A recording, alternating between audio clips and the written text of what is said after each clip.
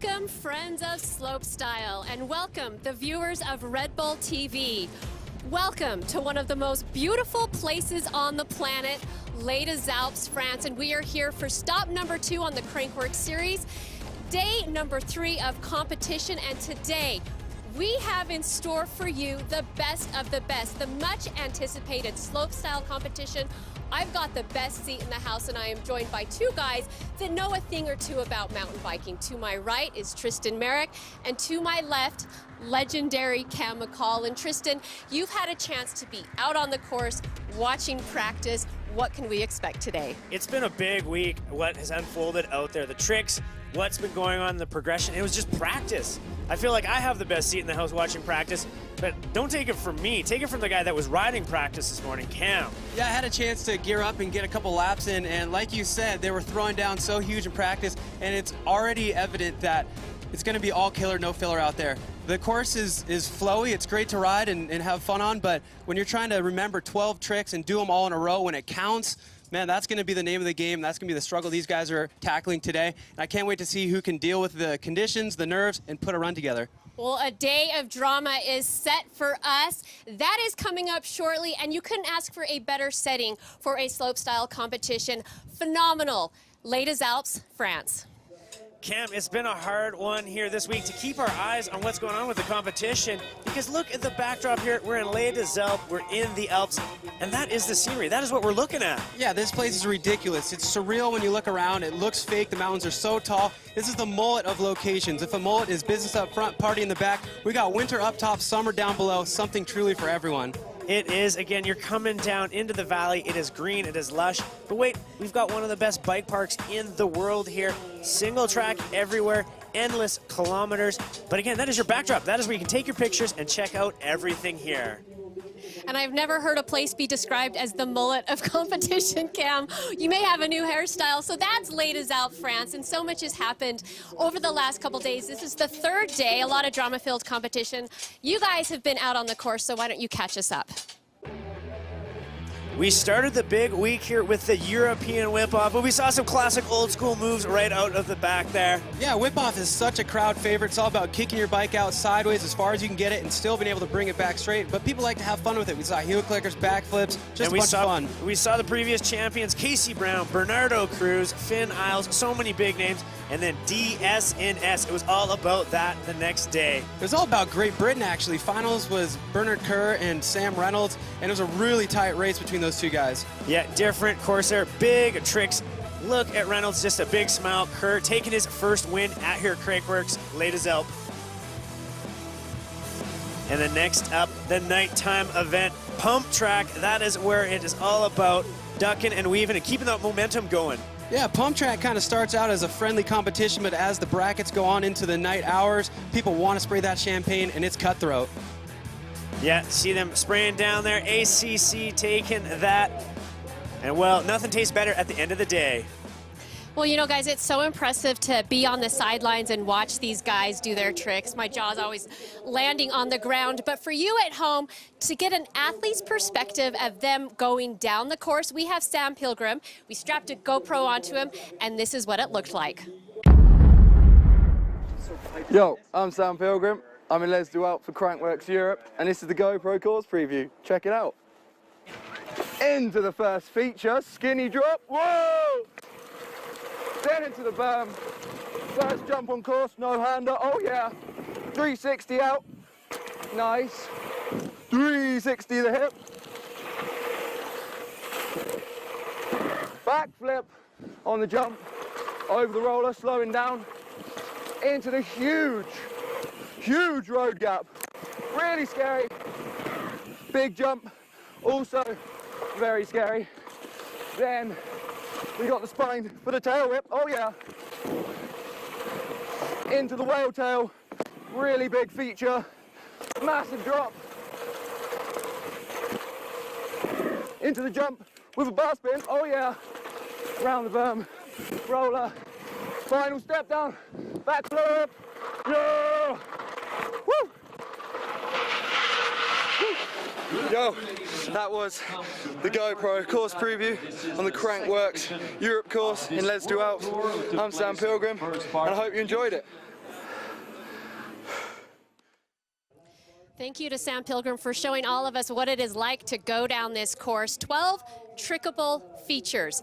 Unbelievable. So I don't need to tell any of you at home to get on your Instagram or your Facebook or social media and hashtag, but I will tell you the hashtags. Hashtags for this event, hashtag L2A, hashtag L2A forever. Is that correct? That is You may correct. know better than me. Wow. I mean, the youth of today. L2A forever, Crankworx, and of course, Red Bull TV. Just a few of the, the important ones, but you guys can add your own flair on there. Hashtag best roommate ever this week. You know what, I think, judging by what we're seeing on the course so far at Slopestyle, they're going to have to be hashtagging all killer, no filler. That's how we're going to see that one thrown out there before the end of the day. I want to know why you hashtagged him as the best roommate ever. We've had a great week. It's been a fun week here. Impossible, because you're the best roommate ever. You're too kind, Cam. You're too kind. All right, enough of this. Snoring. We also have the Triple Crown as one of the awards here at Crankworx. Cam, you know a little bit about this. Why don't you tell us some more? Well, this year, 2015, we see the Crankworx World Tour with a really exciting event, the Slopestyle Triple Crown. The first time we've ever seen this, it is a new epitome of the sport, and we started all off in New Zealand in the beautiful town of Rotorua. The man with the plan there was none other than Brett Reeder. He's been derivative for a couple years and kind of following, but he showed that he's leading the charge this year coming into the 2015 season with a commanding victory in Rotorua. He said before that event that he wanted to just make sure that he stopped somebody from winning the Triple Crown, but now he's the man to beat, and there's a whole laundry list of riders trying to stop him.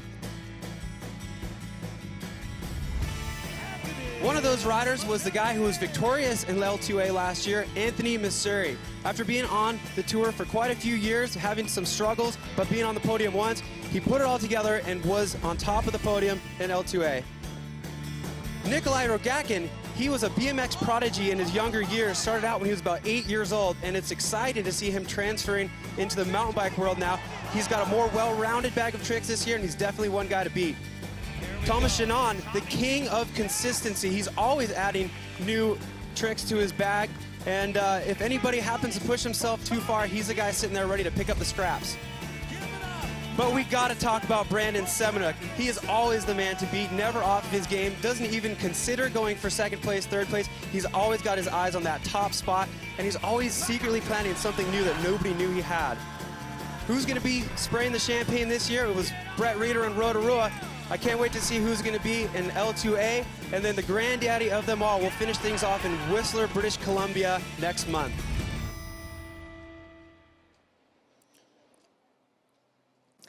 In horse racing, the Triple Crown is considered the greatest accomplishment. It is now part of mountain biking, and right now, Brett Reeder is our current leader, trying to go for that unbelievable Triple Crown. It's a huge feat, and you got a chance to talk to Brett earlier. Where is his mind at? His mind is at he's quite relaxed, all things considered, but he is knowing what is at stake. There is a lot of pressure, and it's put on him by himself. But rather than me tell you guys about it, let's hear what he had to say earlier. So, Brett, let's rewind the clock back to stop number one on that Crankworx World Tour. And you said something you're probably, biting your words on a little bit now. You wanted to make sure nobody else won this Triple Crown. Well, you got your wish. You are in the lead for the Triple Crown right now, and the only person that can technically go for it. What are you feeling now at stop two? I know. It's crazy. I got myself in this position now, and I think it's going to be the hardest thing ever to keep going. It's not like my number one goal here. Like I just, at the end of the day, I just want to do my run, make it to the bottom, do the best that I personally can, and then hopefully that it is what it takes, right? Yeah, well, that is what it takes, but do you feel any sort of do you understand maybe what the magnitude is yet, or is it because it's the first year of this title, the Triple Crown, or is it just it's Crankworx, it's going to be big, and you want your name on that title at the end of the year? Yeah, I know it's going to be so hard. I know the magnitude of it. The battle for first place is insane. Even just riding practice with everyone. It could be anyone's day, depending on how good we do and if we can pull it together. So, I've practiced a lot. I've basically done my run in bits and pieces, and now I just got to link it together. Well, we want to wish you the best of luck in that one. You got your wish. You are in the lead for the Triple Crown. It's now all up to you, and you can just take the approach. It's another contest, but it is history in the making here at Les Alpes. Well, as you guys can see, he is he let the curtain down. He let the curtain down, really let his emotions out, and showing exactly what is at stake here, Cam. And you've competed against him quite a bit. What do you take from that in terms of how he's feeling here this weekend? Yeah, it's really good that he's able to talk through that. There's a lot of emotions going on right now, being in such a high-pressure situation. But the fact that he's riding so well right now means that he's truly in control of his destiny. The only person who can win it today is him, and he can also lose it for himself. But there's a bunch of other people, 19 other guys out there who are just gunning for him. He's got a bullseye on his back, but he's got all the right thought processes to pull it off. Too early to place a bet here today, or what? Yeah, man, this course is always something that's very unpredictable, so you wouldn't be a smart man to be a betting man out here, but you'd be a dumb man to not bet on Brett Reeder or Brandon Semenuk. Well, we've heard from Reeder. Let's go touch base here with Tina. She's actually with somebody who's very important that is going to help decide how things are going to unfold here later on this afternoon. Thanks, Tristan. I know you know a thing or two about mountain biking and especially that technology, but I bet you anything Colin Duncan can beat you in the judging department.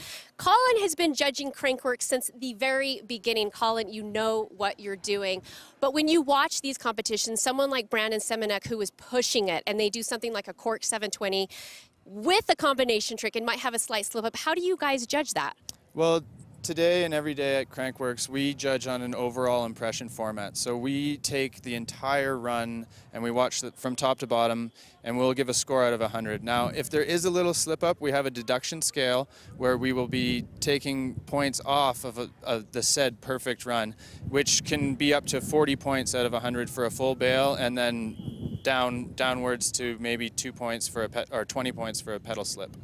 So still rewarding progression with that. Of course, like with a run with a cork 7 in it and everything else being perfect, you could be well into the 90s, but having a crash or a little slip would take off maybe 20, for a pedal slip, maybe 20 points, so then you're down a little bit, but you could still be higher than a lot of the other average runs in the field.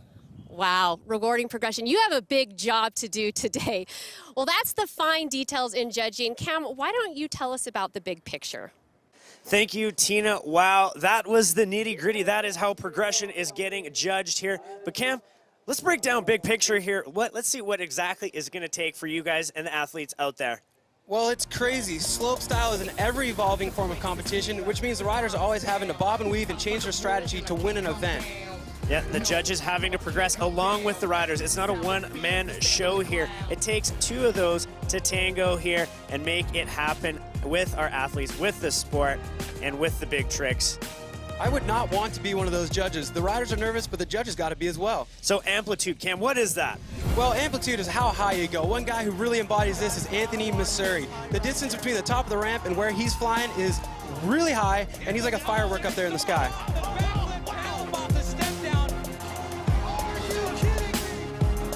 And some Missouri going big, but degree of difficulty. Again, you have to have the big tricks, right? Yeah, the guy who's got this figured out is Nikolai Rogakin. He comes from a BMX background. For the last couple of years, he's been a slopestyle sensation, turning into one of the most consistent guys doing tricks that nobody else wants to try.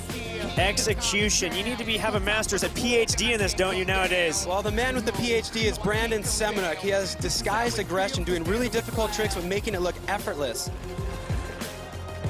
And what about overall impression? That is where you need to bring it all together to have the complete package. Everything matters, especially now. There's no room for filler tricks. And the guy who's coming up leading the charge this year, he's not biting at anybody's heels anymore. Everybody's chasing him. It's Brett Reeder. Oh, man, again, he is setting the bar. He is the guy that is leading the charge for all of our athletes here. Wow, Cam, class has been in session today. We're learning so much, and we haven't even seen the first rider drop.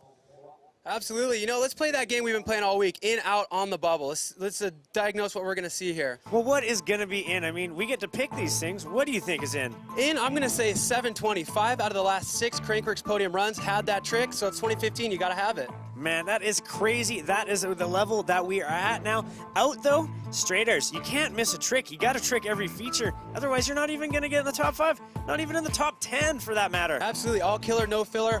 and on that point, on the bubble, would be doing your showstopper trick on the perfect banger trick jump. People are taking those tricks at unexpected places, and that's how you get the top scores. Yeah, you can't wait to that last jump anymore. It needs to be coming out on the first jump. Otherwise, that is all you guys are gonna get. Well, let's break things down even more to you guys. So 20 riders, they get 2 runs. Yeah, pretty easy format, easy to wrap your head around. 20 of the best slopestyle riders in the world. They get 2 runs, throw out the worst, save the best, and it's scored out of 100 points. So you're going for that perfect score of 100, and people aren't even doing safety runs anymore. Everybody's going for the jugular in both 2 runs, so it's a different game, and that just makes a better show for us to watch. Going for the throat right away if you want to get into that top 3 at the end of the day. That is what it's going to take for our riders. That's going to take for all of our athletes here.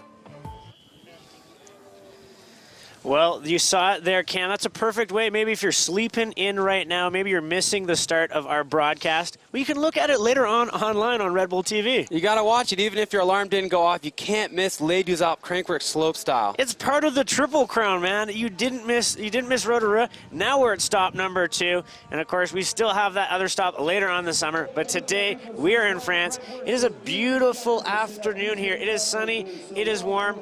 But one thing that happens when it's sunny and warm in the Alps is we get a little bit of wind. Cam, what is that wind going to do for us here? It's true. It wouldn't be Crankworx Slopestyle Les Deux Alpes without a little bit of weather, a little bit of drama. There's always drama surrounding this event, and today's no different. The wind came up real heavy right when we were about ready to start these first runs, so we're on a little bit of a hold right now. The riders just kind of waiting it out, and the way the weather works here is it's calm in the morning, it's windy in the middle of the day, and then it calms down again toward the late afternoon, so we're keeping our fingers crossed that's what's going to happen. It seems to be dying down a little bit right here, so it's looking like it's going in the right direction. Well, for more on the weather, let's go down to Tina, the 3rd member of our announcing team here today. And you guys, that's just part of doing events outdoors, is you have to deal with weather, and today it is the wind. The good news is it is sunny and very nice out here. But Nikolai, walk us through the steps from the athlete's perspective, from your guys' perspective, of what led you to deciding to hold off on competition.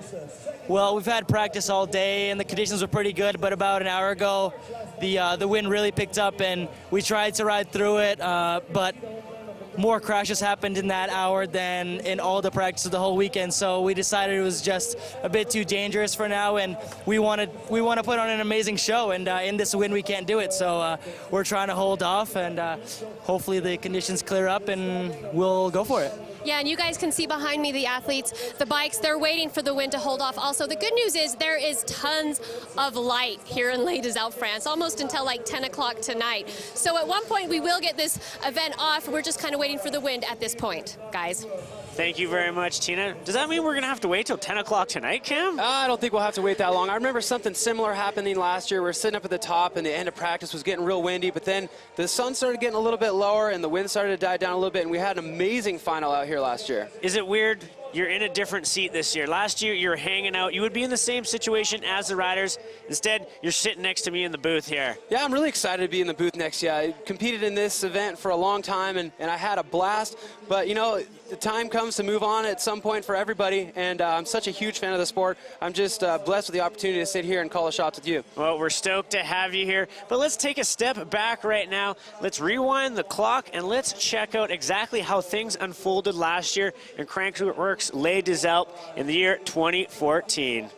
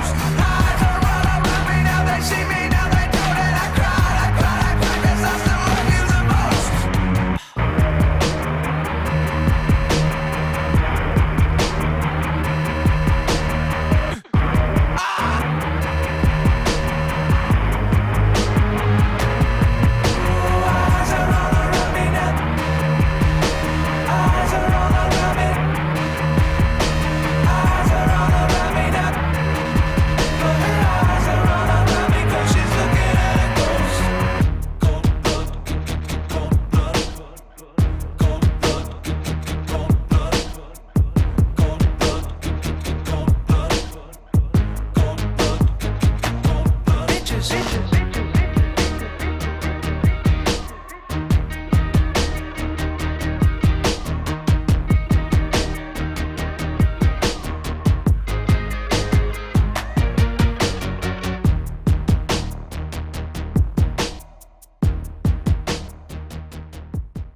Is our recap from last year's Crankworx Les des Alpes. So again, the wind on a bit of a course hold right now. We do have a couple riders that are up at top right now. They are just maybe waiting to drop in here. We're gonna send a couple, what do we call it, guinea pigs, Cam? Yeah, it sounds like we're going to have a couple guineas up there. Let's see who we got. Looks like maybe Carson Storch and Brett Reeder. You know, send them down, have them report back. If it was too windy, maybe we hold a little more. If it felt good, then we might be getting started here pretty soon. Well, we've seen Brett step up in the past, right? He's no stranger to that, but Carson Storch, he's the guy that's going to set it off for us. This is awesome that Carson's dropping in to be the guinea pig and test out the conditions right now. I live in the same town as him these days, and he's the guinea pig for us when we're out riding because he's on a super high level right now, so he's the guy who gets to try stuff first. And in the entire 20-rider field here, he's the first one to drop in and test the wind. Yeah, so again, this is not judged, folks. For you guys tuning in right now, this is not a judged run. This is just the riders trying to decide, is it go time? Do we pull it? Do we put it into drive? Do we go on the green light here? So Carson is just testing everything out to make sure, see if he's comfortable with things. And Cam, this is a guinea pig. This is a tester run in the wind. Yeah, you know, if this was a judged run, we'd be, you know, pretty excited. He's putting together a really solid package here on this guinea pig test run. And I know he's got more on that jump, but that just goes to show he's just testing the speed, but might be a little bit of tactic as well. He's getting an extra practice run over everybody else.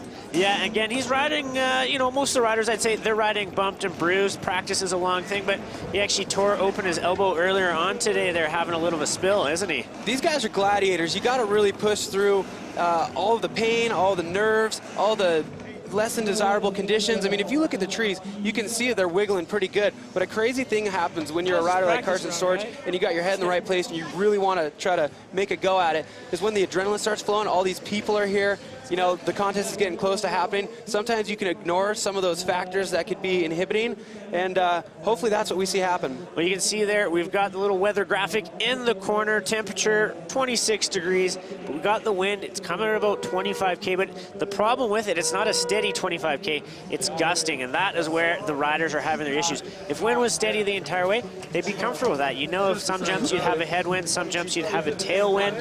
Well, when it's gusty, that's when you can either come up ridiculously short, which that's not what you want to do, or you can overshoot, and there's nothing scary being in the air knowing that the wind is carrying you, eh, Cam? Yeah, you already have so much to think about just trying to remember the tricks you want to do and the speed that you need to take into the jumps to do those tricks. To add something more to it, trying to like feel the wind as you're going down. You don't want to be glancing off course to see a tree or a flag. You want to be looking at where you're going, not where you are, not at the trees, and thinking about the tricks that you have to do next. So, you know, if it's in your head, then it's already winning. You got to put the wind out of your head completely. But if it's too windy, then there's no ignoring it. It's just there. No, yeah, not at all. Well, we saw Carson Storch come down to test out the wind. Well, let's find out exactly what he thinks of the conditions right now. Tina, you're down there with Carson. Yeah, Carson, you just did your guinea pig run.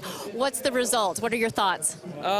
You know, the wind's pretty bad, but it's getting better, and you know, just took a run down just to test the waters, and you know, it's pretty good. When you were on the jumps in the air, could you feel the wind? Yeah, a few of them, but where it was really bad like an hour ago, it's not as bad now, so I think it's good to go. We're just gonna have to go when it looks right, and yeah, it's a slopestyle contest. We're in the mountains, and yeah, part of it. And that's part of it. Well, guys, a couple more riders are coming down, testing the waters out or the dirt out to say, and we'll get back to you with the results.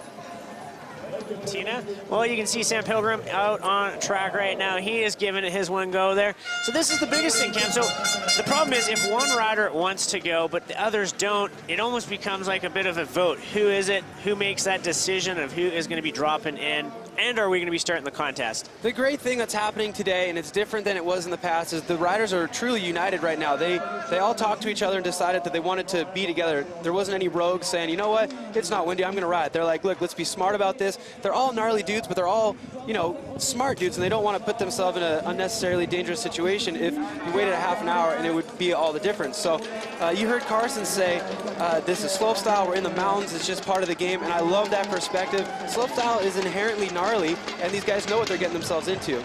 Yeah, exactly. It is the name of the game. But as you can see right there, the guy who is in the charge of the Triple Crown, Brett Reeder, he just came down half the course, and he's hanging out, checking it out on the lower part now.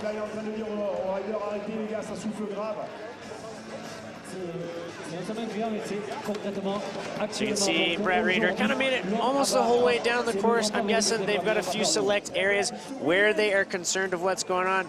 He's getting moving here again into the lower section. And you're facing different directions on each straightaway on this course too. So if you have a consistent direction of the wind, it could be a tailwind from one straightaway, it could be a headwind on the other straightaway. You just never know what you're going to get. So these guys are calculating every little bit of their run, but something that's tough to predict and calculate is that wind. Yeah, exactly, and especially with the riders, they've got big tricks. You know, if there is a little bit of wind, if they're hesitant, they don't want to unload something they maybe haven't tried too often, but Brett, we've seen him step up in the past. We saw him step up previously, mainly at the X Games in Munich, where the wind was a huge deciding factor, more than anything else. And he really took the bull by the horns there and made that contest happen. It'll be interesting to see if we can get some insight from him there in terms of what he's feeling. Is it a go? Is it a hold right now? Just have to wait and see. Experience is definitely key. You were talking about Brett's X Games gold medal in Munich, and that was the windiest situation we've ever seen. And he was a guy saying, hey, let's do this, and he ended up taking the gold. More than likely, same as last year. Yeah, seeing what's going on. Because by 5:15, that wind's just going to go. Yeah, and then 5:50, 5:15, 5:15. Oh, okay, yeah. The next concern, of course, is the sun, right? So as we get closer to 7:15, that sun becomes an issue. So you guys comfortable doing that? You should ask all the riders, but well, that's the thing. I dropped in. You got a bad gust as soon as you dropped in. But when I dropped in, it was dead. I was like, okay, I'm gonna go now because it's dead. And then I dropped in, and the road gap was insane. And the next jump, it was crazy. So I don't know. Well, it's totally up to you guys. I'm not gonna say let's go. I'm gonna leave it up to you guys. Like it's safety is paramount here, right? So like maybe we keep doing what we're doing. We're like getting practice while we do it, and we're also figuring out. We're figuring out like when the gusts, if the gusts are gonna slow down and the gap's gonna get bigger, you know, because we'll all figure it out and we'll know. can you go do another lap then? Yeah. Cool, okay. Head back up, guys. Give us another report. We need to, the more we can get you guys doing this, the more reports we can get, the more we can make a decision. So, thank you. So you can see there, Darren Kinnaird, the head honcho here at Crankworx, the guy who pioneering where we're going with the sport of Crankworx, with the event itself, and the guy who created the Triple Crown, chatting to the riders, and you can hear him there. Safety is paramount. It's not, hey, this is an event, you guys are my monkeys, get out there, go. It is, I want to make sure you guys are safe, I want to make sure you guys are comfortable with the environment that we are putting you in, because you're not just risking a little bit here, Cam. I mean, the consequences are huge on these tricks if things go wrong in the air. Yeah, there's a lot on the line. It's a tough situation to be in, but as you can hear where we're eavesdropping there, everybody's doing the right thing. The event organizers are saying, look, we understand that you're not going to ride if it's too dangerous to ride, and the riders are also saying, look, we want to make this thing happen. Let's just keep riding, try to kind of wrap your head around the patterns of the wind and figure out a way to make it happen. It's a little give and a little take, and everybody's working toward the same goal. Yeah, well, I felt like we were lurking on a conversation there. Like we were giving you guys a fly on the wall, because they didn't know we were listening, and they didn't know we were hanging out there. They're probably just thinking it's another camera down in the corral, not the fact that we're listening to every word they're saying, that we went quiet. It's like, what are they saying? That's cool. I was thinking, all right, guys, don't say anything you don't want the world to hear. Yeah, exactly. Well, talking about the world, we were down in Rotorua back earlier in 2015, way back when, and that is where stop number 1 of the Crankworx World Tour happened. And let's just take a step back. You keep talking about time machines. Let's hop in that time machine and let's check out what happened earlier this year down in Crankworx Rotorua. Well, it's time to get this thing started. Rotorua, are you ready? had a lot of rain this morning, so it's come out sunny now. We've taken the tarps off, and yeah, the course is drying out quite nicely here, so I think the comp's going to go down okay.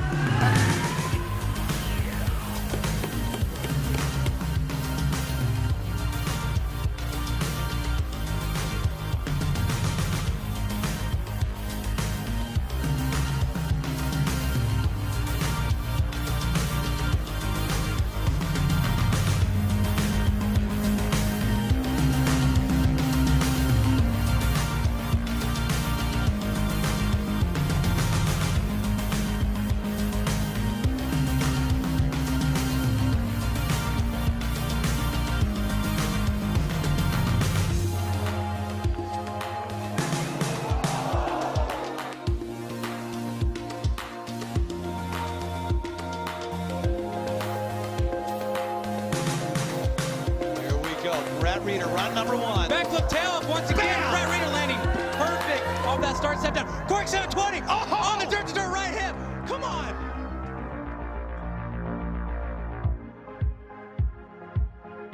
Opposite truck going up with the flat drop backflip.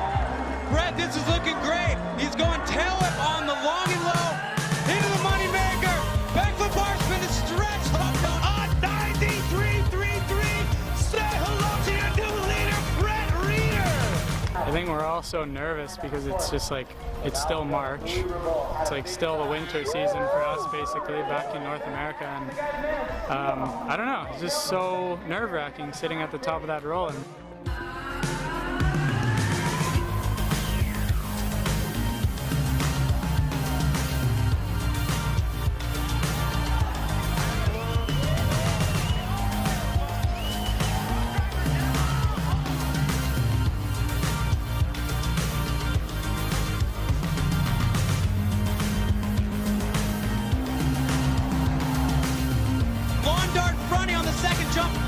can't even imagine how cool this course is, you know. Feels like we spend more time in the air than on the ground, so that's an unreal feeling, so couldn't be better. I've not seen that one from him yet. He's been doing his homework. He's got that 360 tucked on header on the hip.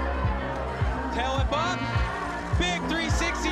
Well, what better way to celebrate here than a victory lap. These guys are good friends. Here we go. Brett Reeder laying the bike sideways. He's your champion out here today, and he's soaking up every bit of this victory lap.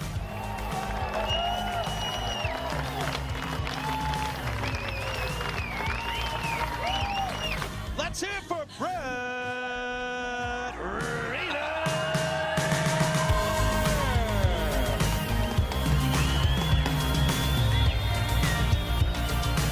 I always feel like I'm in Brandon's shadows, so to come down and win today, it feels amazing.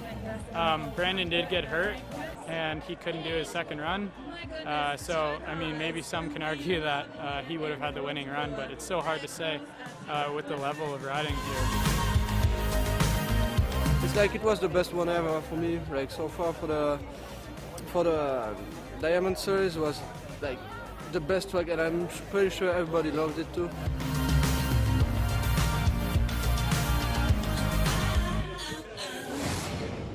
Cam, pinch me, pinch me. All right, there you go, pinched. Oh, okay. Ow, damn, not so hard. I thought I was dreaming there for a second, but You didn't say when to stop pinching you. Didn't you. say, hey, stop pinching me. Okay, I wasn't dreaming. Man, I can't get over every time we watch these highlights from there of where we were, what happened, and the way things unfolded. Brett Reeder there, you can see clearly in the hot seat with that 150 points. He is leading that charge. But you and I were talking while that was going on, and we gotta, let's think back here. Morning of that slopestyle, dude, it wasn't just sunny. It wasn't, you know, flowers and rainbows. It was an absolute downpour. A downpour to the point where I was like, there is no way this is happening this afternoon. Yeah, you could see in that video a similar thing to what's happening right now in Les Deux Alpes was happening in Rotorua. We woke up in the morning, it had been raining all night, and it's been raining all morning. Luckily, they tarped the course, but still nobody thought that it was ever going to dry out in time for the competition. They pulled the tarps off, the sun came out, it dried up, and it's kind of a Crankworx tradition for something to happen with the weather right before finals. It happened in 2012 when Thomas Janon took the podium. It was the windiest Crankworx I've ever seen, and it's just tradition. You know, Crankworx has tendency to go off without a hitch, but usually at the beginning it's a bit of a bumpy road. Well, every course has its advantage and disadvantage. As we saw in Rotorua, the ground there it was like a sponge. It felt like an infomercial. It was like, wait, check this out. We're gonna soak everything up.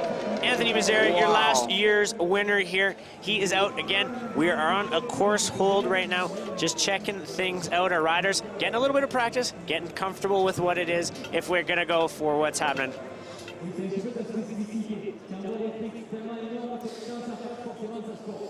So Mazzari there having a look. And Cam, you've competed more than me. I come from a downhill background. You come from the slopestyle. When you're testing a course this way, is there anything you're looking for? Because we talked about how you don't want to gust. But what is there anything specific when you're trying to figure out, or should we compete or shouldn't we compete? The biggest thing is wind direction on each individual straightaway. If it's a headwind, then the speed is going to change drastically because you have to try to go faster because you've got all that wind resistance, and you have memorized how much you're supposed to brake for a jump. If you've got a headwind, you're going to have to brake less, but how much? So it's a guessing game already, but you add the wind into the mix and have straightaways going different directions, then it's just another thing you have to guess about. See the riders dropping in kind of fast and furious here. They're all getting their chance to try and figure things out.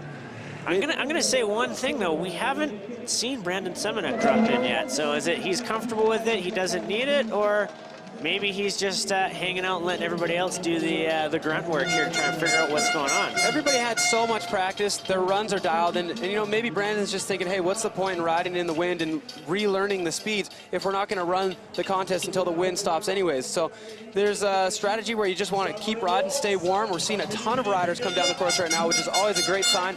But then the guys who aren't riding might just be thinking, I'm going to wait until it's nice so I don't have to relearn speeds. Yeah, exactly. That is the thing. It could throw you off. You've got your run dialed. You finished practice earlier on today. The last thing you want to do is go down, do one more run, and then find out it's not going to be enough. So we just saw a huge train of riders come down into the corral there. Well, we've actually got somebody down in the corral. We got Tina Dixon. Tina, what's the environment with the riders?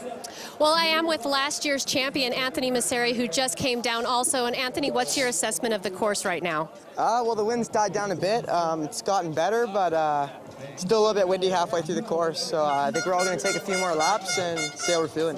When you take these practice laps, what specifically are you looking for? As far as judging the wind, or? Yeah, as far as, are you working on your speed, your braking, you know, figuring out the timing on the jumps, really? Yeah, well, it all depends. This course, it's got a lot of different switchbacks and a lot of different angles. So in some of the straights, it's a headwind, and some it's a tailwind, and some it's a side wind. So it's really hard to judge. So ideally, it would just be calm for you guys, no tailwind, no side wind, no. And how is it feeling for you on certain spots that weren't very windy then? Is it more side wind, headwind, tailwind? It's different. It varies throughout the course. It's mostly in the middle right now, which is a little bit of a tailwind, and the side wind on the road gap. So. Okay. So at this point, guys, like you said, it's just a waiting game, but it is getting better. Thank you very much, Tina there. Last year's champ giving us a bit of insight what's going on there. And, you know, we'll just have to wait and see. Hopefully things will get going here. It is getting, we're in the booth, and we can actually make our own assessment. The wind has gone down. The gusts aren't as vicious before. Right before we went on air there, it was actually thinking, like, man, it feels like we're going to take off here. Like Wizard of Oz, all of a sudden we're going to fly off the hillside.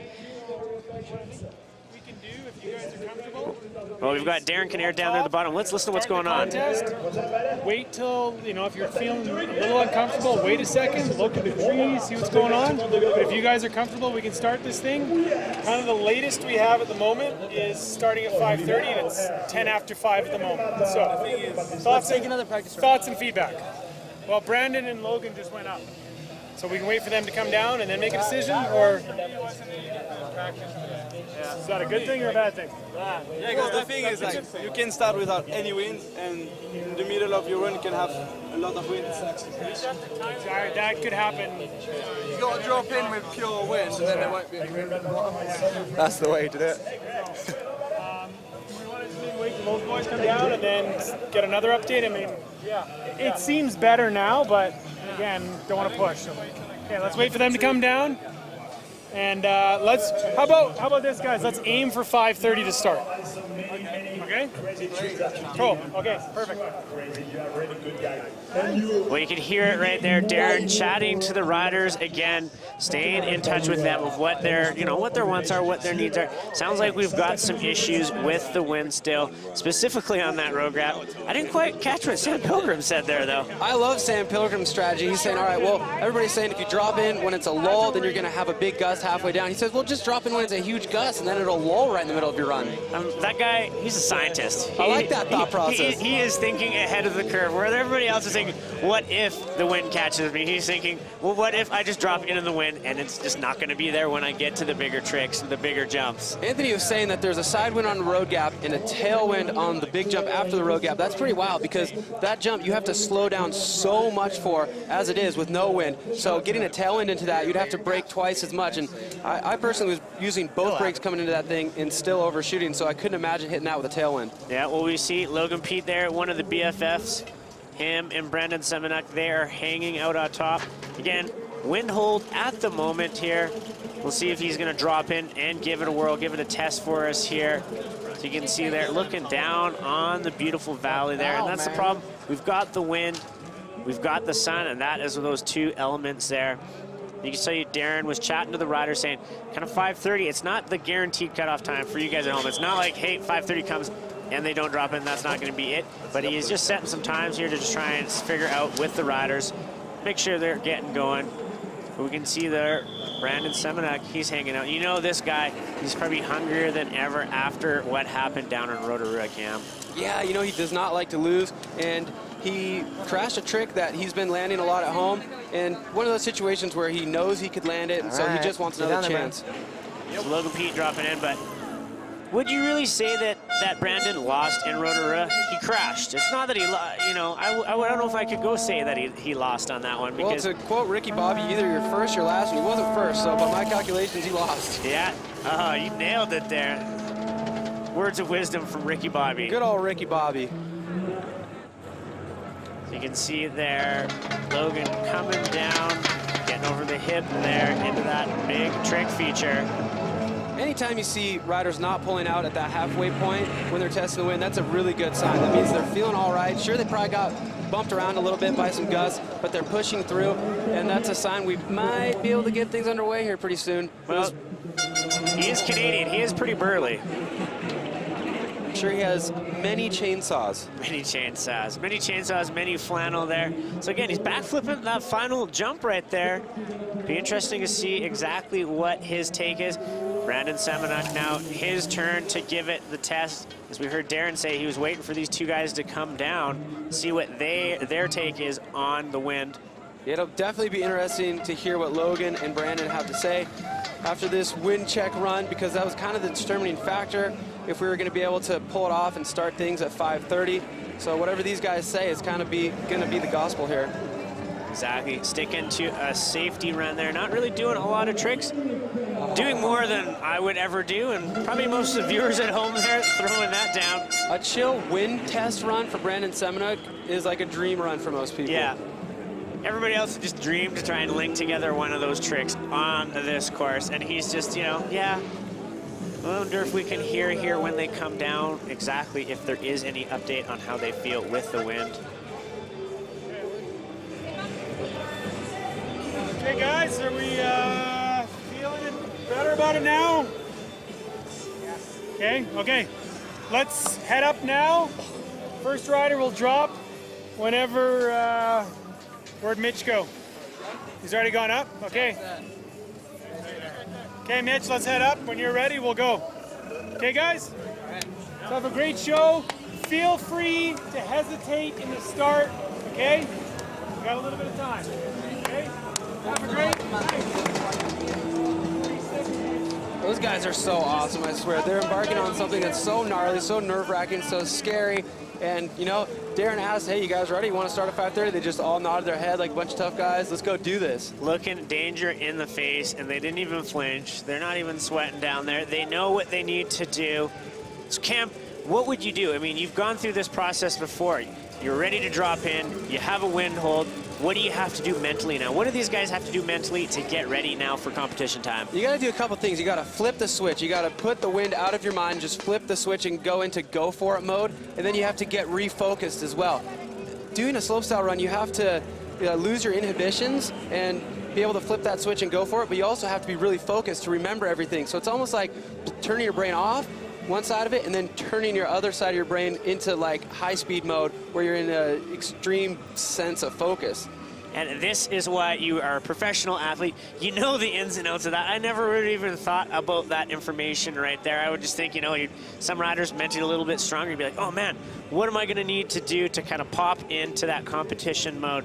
So you guys heard it there. Darren Kinnaird chatting to the riders, getting a feel for things. We have the green light. So the riders are hopping on the rope tow. They're getting towed back up to the hillside. That means for all of you guys at home, competition will be starting soon. Exciting times, Tristan. It is exciting times. We're going to see the riders dropping in here very shortly.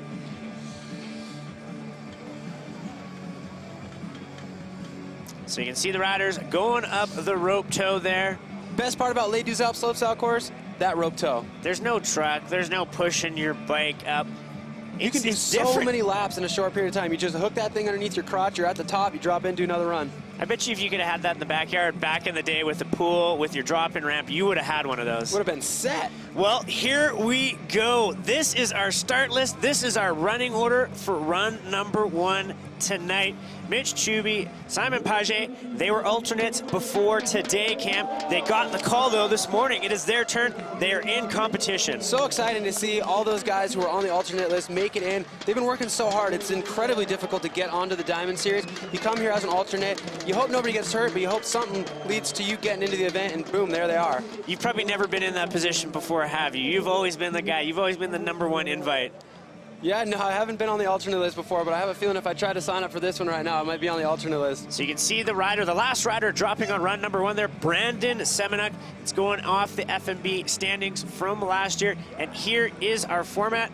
20 riders, 2 runs, max score 100 points. That's a lot to take in, Cam. Yeah, it's a pretty mellow format, not too hard to wrap your head around. They've adjusted it, a lot of growing pains trying to figure out what works best for slopestyle, and this is definitely it. 2 runs, best one counts. The strategy is, do you go for the jugular both runs, or do you do a safety run and then go for it after you have something in the bag?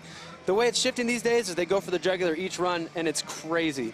What's the most amount of competition runs you've ever had to do in a comp? Because didn't we have 4 back in the day? Didn't we have your 2 qualifiers, and then you had your 2 super finals? And yeah, I think there was probably 5 runs back in the day. You had to qualify, and then you had to do 2 runs to make it into the super final, and only the top 8 made it into the super final, and then you could improve upon your score, and then some people said, oh, let's drop the scores, and you have to do a new run, and it was just so complicated, and we realized that that would have led to the best run of the day, maybe not winning. So right now, it's cut and dry. It's simple. 2 runs, best one counts. Yeah, exactly. So the question is, what are we going to see? Are riders going to throw down right away? We talked about it earlier. Safety runs. Is there going to be a safety run, or do you just know, I got to go for it just in case that second run, I get blown a little bit harder? Watching Semenuk and Reeder compete against each other is completely different than watching a contest where only one of them is on the list. They push each other so hard, and it's a mind game trying to figure out what the other one is going to do. And it's a huge advantage being able to drop in last based off of the overall point standings from last year. Brandon Semenuk gets to go last today. He gets to see what Brett Reeder does in his run. And that was the situation in Whistler last year. And Brett went straight for the jugular right away, and Brandon had to change his plan. Well, you guys have heard what the riders say. You've heard what we have to say. We want to hear what you have to say. Go to crankworx.com. We've got our poll question today. So, at stop number 2 of Crankworx Slopestyle Triple Crown Series, well, what is going to happen? Well, we've got your options right here. 1, 2, 3, 4. Number 1, Brett Reeder will get 1 step closer to capturing the Crankworx Slopestyle Triple Crown. Brandon Semenuk takes the win, thus ending Brett's quest for the title. Anthony Mazzari becomes a repeat winner in Les Deux Alpes. Or number 4, Nikolai Rogatkin takes his first Crankworx Slopestyle win, cementing his status.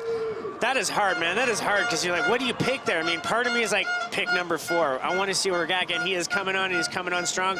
But I want to see history made. I want to see Brett Reeder capture this thing in its first year and take that Triple Crown and putting his name in the history books and cementing his his legendary status already. Any of those options can happen, but really, like, the truth of the matter is we're in a golden era of slopestyle. The competition is so exciting right now because you have so many riders who are on such a high level, and then the top two who are always ping-ponging back and forth. And then the drama is if they push each other too far, who's going to be there to pick up the pieces? So, you know, I don't know if it's ever been this exciting. I don't know if it will ever be this exciting again, but right now we've got a great show on our hands. Well, on any given day, how many riders do you think could technically win? I'm going to say 20. You're going to say 20? Because, you know, it's not impossible for 19 riders to crash. It's not impossible, especially with the wind and the amount of features on the course and the amount of bangers they're all trying to do on even the smallest features. Well, some serious contenders there. We saw the start list. Again, we want you guys to go to crankworx.com, post your vote. But this is where it all begins. We've got our first rider. He's from Canada. We got Mitch Chubby up in the start gate there, and he's about to drop in on run number 1. So exciting. We're finally starting this thing, Tristan. He's got that mirrored lens in, eye of the Terminator. Bike is ready. He is looking dialed. Again, he was an alternate before today. He got the call this morning. Mitch Chubby running that mechanical gyro there, not having to do the math in his head, thinking about bar spins and tail ups. No, you can just go for it. So again, our riders maybe waiting for the gust to come down, as you saw from Darren there. He is letting them have extra time. Mitch looking at the trees, trying to judge exactly when is that ideal time to drop in. This is when the crowd starts to really squirt your adrenaline. You're hearing them cheering, and you know it's about time to drop in and do your job, and that adrenaline just starts getting in your veins, and it's on. It is infectious. You got to control it. Too much adrenaline, you're not going to make it down the course. Not enough adrenaline? Well, looks like the adrenaline is flowing, and Mitch Chubby dropping in. Mitch Chubby starting out 360 in the skinny start drop, going into the small whale tail with a backflip. Straight into a 360, carrying momentum into the middle section of the course. Tail whip. He's bringing it. He's bringing it. He's staying composed. Backflip tail up on the first trick jump. Nose manling into that road gap. This one's the one they were saying that you had some wind problems with. Opting for a straight air on that. We were hearing about a tailwind on this, going for the Superman Seagrap Indian air despite the tailwind. Looking good, looking good. Alley-oop 270, opposite 360 on the spine. Right into the big whale tail. Not getting a trick in, but back flipping out. Okay, coming down, only a couple more features left. The third trick jump's gonna be a backflip bar spin for Mitch Chubby. He's got one last feature, this dirt-to-dirt step down. Nice cork backflip. Our first run is in the bag. First run in the bag. Mitch Chubby breaking the ice for all the other riders there. Throwing the hands up, setting the bar. We saw a couple little issues there, maybe getting caught with the wind. It is hard. Again, he has got a lot probably going on mentally today.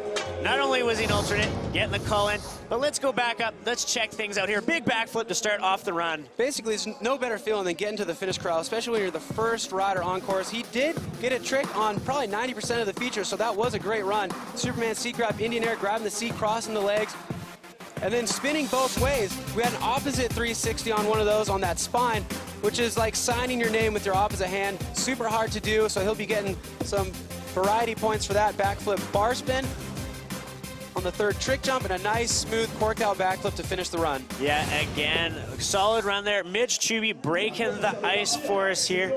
And you said it, getting the opposite trick there. So again, the judges, they see that stuff. But let's see what the judges say here. 62.50. So first run in the bag for Mitch Chubby, and the first run for all of our riders here. It was a good strategy too, how he's doing the regular and the opposite back-to-back, so the judges definitely noticed that. Yeah, here we go. Simon Paget from France. He is 18, doing it for Specialized. Our second alternate that got the call here this morning. You know he's going to be feeding off the crowd and that French culture here. The young gun Frenchman, you know the crowd is going to be behind him. He's one of the youngest riders. Let's see what he has for us here. Rookie on the Diamond Series, starting out this run off the skinny drop with a nice bar spin, moving right into the small whale tail, tuck no hander in, 360 out, same as what we saw from Mitch Chubby. Just styling out the hip, rolling in to the first of three perfect trick jumps. Backflip tail whip. Oh, he missed pedals on that, and that's going to be the end of the run for Simon Pages. That is it. You could see maybe braking a little bit too much or a bit too much headwind there, casing that and going over the bars and not getting the feet back on in time. Yeah, if they were talking about that trick jump after the road gap being a tailwind, then that one is facing the exact opposite direction, and he came up short, so it could have had something to do with the headwind. Well, he is all good, fans. He is up. You know, though, that's got to be a frustrating one. He's going to have to dust that one off. Beauty with the 2-run format. He can throw that one away. He has one more run. He's going to be able to watch all the other riders do what they need to do here, and hopefully he'll be able to harness that for run number 2. Having a breather on the side there. Thankfully, Simon Pages has another run. Sometimes when you have a crash, you just want to get right back up there. You don't want to wait for the whole field to go because the adrenaline's flowing, and it's like, get me back up there, let me do my run. But it looks like he's going to be able to utilize this time, sit it out, kind of start feeling a little bit better. He's going to need to hit the Control-Alt-Delete and start over, start fresh, reboot that hard drive, all the tricks there, and do it in run number 2. Again, not really getting maybe a sense of the wind there. Things actually pretty mellow right now. Not too crazy.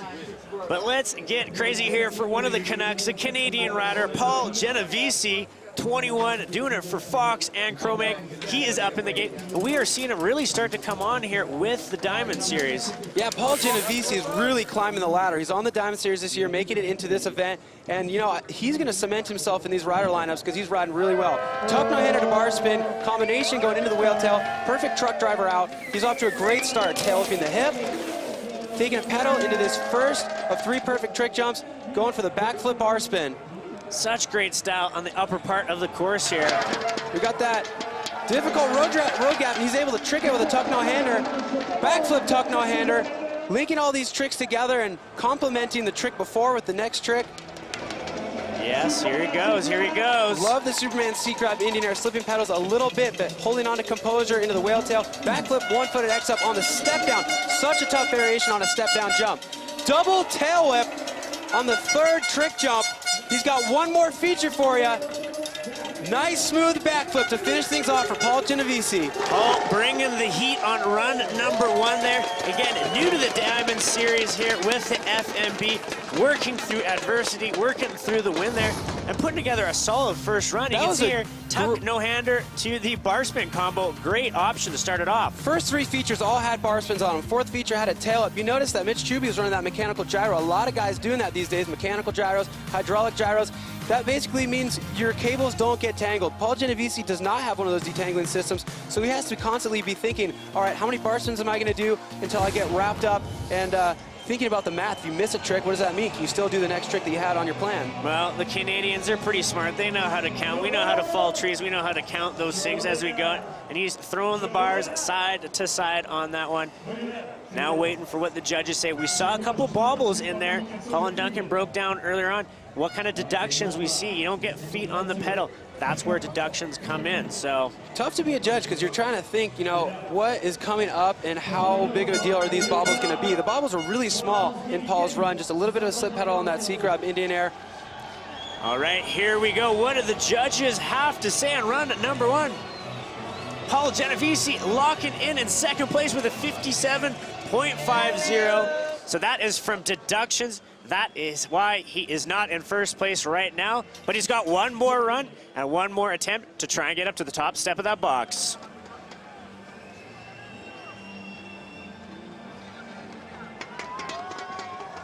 Again, awesome aerial shot there, Cam, of all the fans, the course, top to bottom there. I just love the way we have these riders ranked from lowest qualifying to highest from last year's series because it's just getting ramped up as we go. The next guy is somebody I'm really excited to watch. Out of France, Mehdi Ghani. Yeah, you were actually telling me when we were chatting about him, this is a guy that you could say could be the wild card. He could either do the pole bass, AKA win it, or he won't. Bar spin off that top feature, the skinny drop.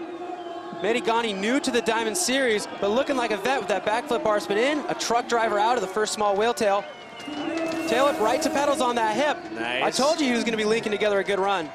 Front flip, tuck no-hander. He did it, he did it. He has so many tricks. Can he link them all together on this highly difficult course? Tuck no-hander on the road gap.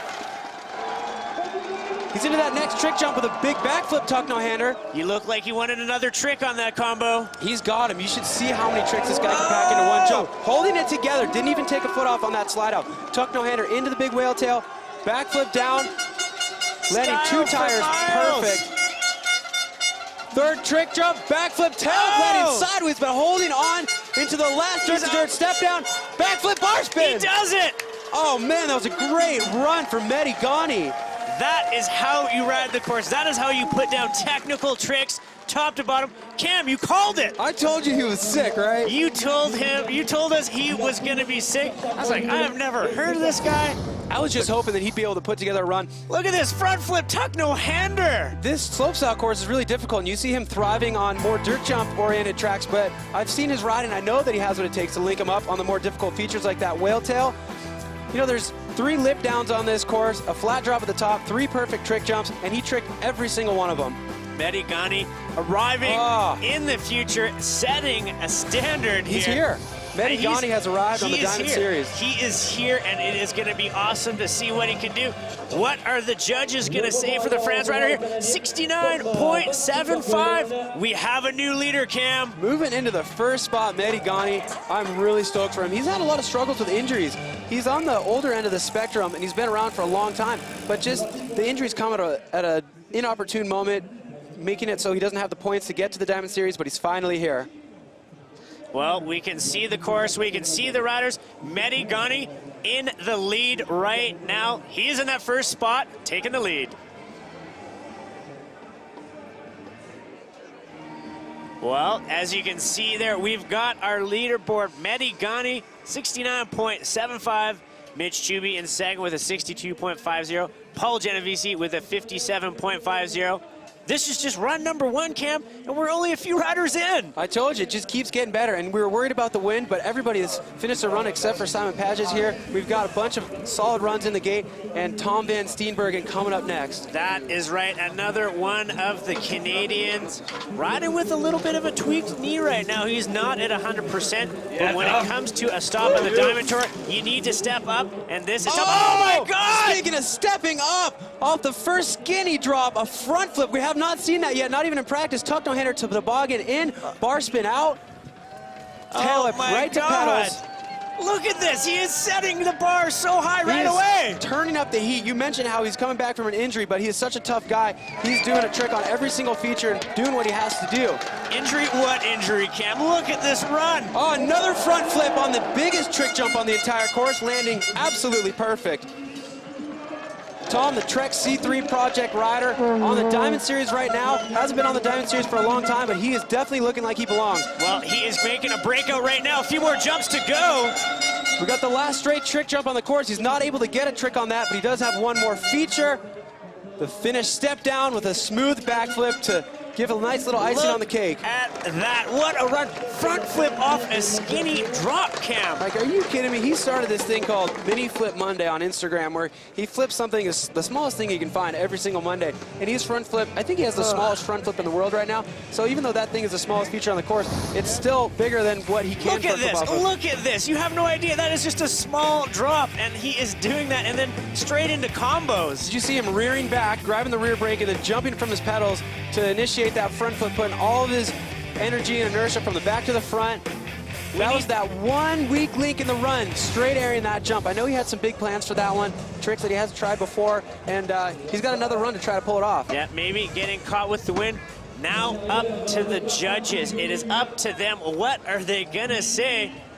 Waiting for the Canadian rider here. Where's this gonna put him? 50.25, good enough for 4th place. So again, big tricks, but he's got to link it all together. We did it earlier. What's in, what's out. What's out, you can't straight air anything. Costly mistake right there. A perfect slopestyle run is basically like a well-formed sentence. You have to have a capital at the beginning and a nice period to top it off at the end, and then fill it up with some great content. He had the capital letter. He just needs to fill it up with some nice words. Well, dropping X in next. Sam Pilgrim, second in the 2013 Les des Alpes slopestyle. 2014, though, he's going to want to erase that. That was not a good year for him. Cam, what happened to him last year? We didn't really see him. But, man, is he ever looking on point now? Yeah, you can definitely go back to last year and say that he you know, he had a couple hurdles to jump over and maybe just wasn't feeling it so much, but he really looks back on point this year.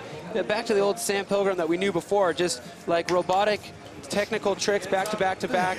And, you know, it's tough to do non-stop. You need a break every once in a while, so I think last year's break is exactly what he needed. Well, let's see if he's looking refreshed here in his first big comp back. 360 on the start, skinny drop.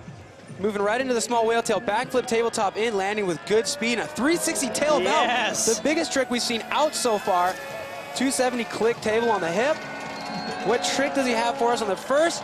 Oh, there we go. Cork 720. Oh, he did it. The trick you gotta have in 2015. Sam Pilgrim has it. Flipping the road gap. The first time we've seen that in competition today. Backflip, tuck, no-hander. He's getting the run together. The crowd's going nuts. They are really behind Sam Pilgrim. He's been coming out here for years and years. He's always been a crowd favorite. Tuck, no-hander into the big whale tail, backflip, tabletop out. What's he got on this next trick jump? Backflip tail up, catching early and trying to squeeze around the rotation, just barely pulling it off. Last dirt-to-dirt step down, another straight backflip. Smooth run for Sam Pilgrim. Sam Pilgrim is back. Sam Pilgrim is healthy, and Sam Pilgrim is stoked on that one. Look at that look on his face. That just shows how great it feels to finish your run without a crash. Getting over maybe that mental hurdle from last year and linking it up top to bottom there. Let's take a look at this. He was really high on that backflip tabletop, getting those amplitude points, getting the technicality points with the 360 tail whip out. Degree of trick difficulty very high on doing that on a step down. Oh, Cork 720, the trick of the year. You gotta have it. So hot right now, so hot. Look at that, he almost got hung up, under rotated on that backflip tail whip, but he was able to make himself small, slow up the rotational inertia, and get to the wheels. Something tells me this could be a new leader here, but that is just my opinion. It is up to the judges. We're gonna have to wait and see what they say. Loving that big toothless grin. We've seen it forever. What is Sam Pilgrim gonna walk away with here? 78.50. We've got a new leader again, Cam. Let's go down and have a word with our leader right there.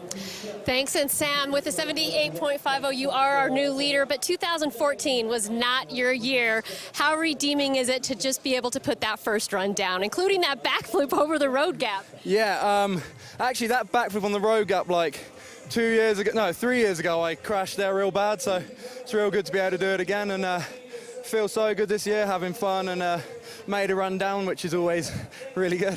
You know, to be able to get this one run down after the wind hold, how are you now approaching run two? Now we can just go hammer time and drop some bigger tricks and just have actually more fun because there's less pressure now, so yeah, enjoy. All right, one run down for Sam. Guys, we'll send it back to you. Thank you, Tina. It is going to be hammer time, Cam, and it is going to be hammer time for all of our athletes. But great to see him kind of come over a mental hurdle from 3 years ago there, crashing on that backflip, and now he's sitting in the lead comfortably by almost 10 points. Yeah, that road gap's been on the course ever since they started having the slopestyle on this hill, and it's always been gnarly to flip it. A feature like that, it's never going to be not gnarly, and the fact that he can conquer that demon is just great. Well, the next rider in the gate, we saw him earlier on testing it. Carson Storch, 22 from Bend, Oregon, one of your buddies. He's got 5 Diamond Tour starts, 2 top 10s. Today is his 6th start. We will have to see what he's got. Oh man, I am so pulling for this kid. Been riding with him a ton at home, living in the same town as Carson right now. Starting out with a tail whip into the small whale tail, opposite 360 out, into a regular flat spin 450 on the hip, going both ways, getting that technical trick points. 360 tail whip right to pedals on that first trick jump. Now he's into that road gap that we were talking about before. What's he got for us? A tail whip! Oh, he got the pedals! Oh, is he gonna recover? Yes! He slipped off, but he got him back on in time to figure out his speed and get a nice cork flip on that next trick jump. Going for truck driver on the spine. This is a great run going. Bar spin up to the big whale tail, 360 down. He's got another couple opportunities for you here. 360 opposite, whoa, opposite 360 downside tail whip. Missing the pedals a little bit, but not so much where he can't finish this run with a nice corked out backflip on the step down. Yes, Carson Storch putting it together here on run number 1. So good to see. Watching him try to piece that run together in practice. There was things that he was struggling with, but he stomped them all here. A couple little bobbles of the pedals. We've seen the judges kind of be real critical on that. But getting one in the bag, just like Sam Pilgrim was saying, it allows you to go for the juggler in your second run. Look at this again, tail whip up top, then getting that opposite 3 off of there. The great thing is he landed on the pedals when he needed to. If you miss the pedals on one of those whale tails and you can't hit the next one, something like this, boom, fell off, but he had enough time to recover, tap the brakes, and get into that flip on that trick jump. You see, he must be part cat because he recovered so well on that, getting the feet back on. I heard him meow as he passed us. That opposite 360 downside tail up is so technical, spinning his opposite direction and doing a tail up, kind of like a decade. Well, somebody get him some mound mix. He's still got one more run to go here. It's up to the judges right there.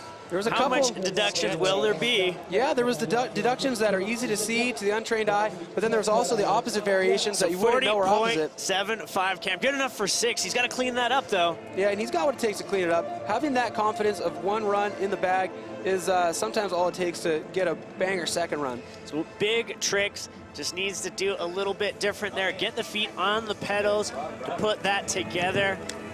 Ooh, look who's next. The next rider, he is the Czech Republic from he's 25, Tomas Zeta. He's got 8 Diamond Tour starts. Tomas, so this is a guy, a bright bike. I don't know if he's ever changed a bike. It always seems like the same bike each and every round over the years here. He has been running the same bike for a lot of years. He's had the same riding style for a lot of years. You just see him add more and more tricks. His riding style is just boom, boom, boom, boom. He fits as many tricks as he can into each individual feature. He's the guy running one of those hydraulic gyros because he'll be doing bar spins and tail ups in the same jump in variations with spins and flips. Let's see what he has for us. Tomas dropping in with a bar spin. Starting off with that bar spin, not having to count the cables. Suicide into the small whale tail, 360 tail whip out. I love that. Going tail whip again on the hip. Now we've got our first trickable straight double. Truck driver to tabletop, trying to fit as much in as he can on that jump. The road gap going just for an X up, setting up. He loves the straight trick jumps, and he's got a smooth tail up. Looks like getting a little bit caught up in the wind on that tail up. He usually stretches out the legs like a big Superman, but he's holding it together with a backflip tabletop on the spine. Yes, he is down in the lower part now. Big whale tail bar spin in, 360 down. All right, this is what he loves. He loves the straight trick jumps. Bar spin to tail whip. So tough to fit both those tricks into one jump there. Straighter on the last step down. The judges aren't going to love that, but they are going to love that bar spin to tail up here in the second to last feature. They are going to love a bunch of the tricks on that one. Again, a good, solid first run there, and you can see maybe changing things up, being safe on the jumps that he knew where there could be wind. Again, he's been hanging out. Those riders were dropping in pretty quick before we went to contest. You can see that combo there right away off the start.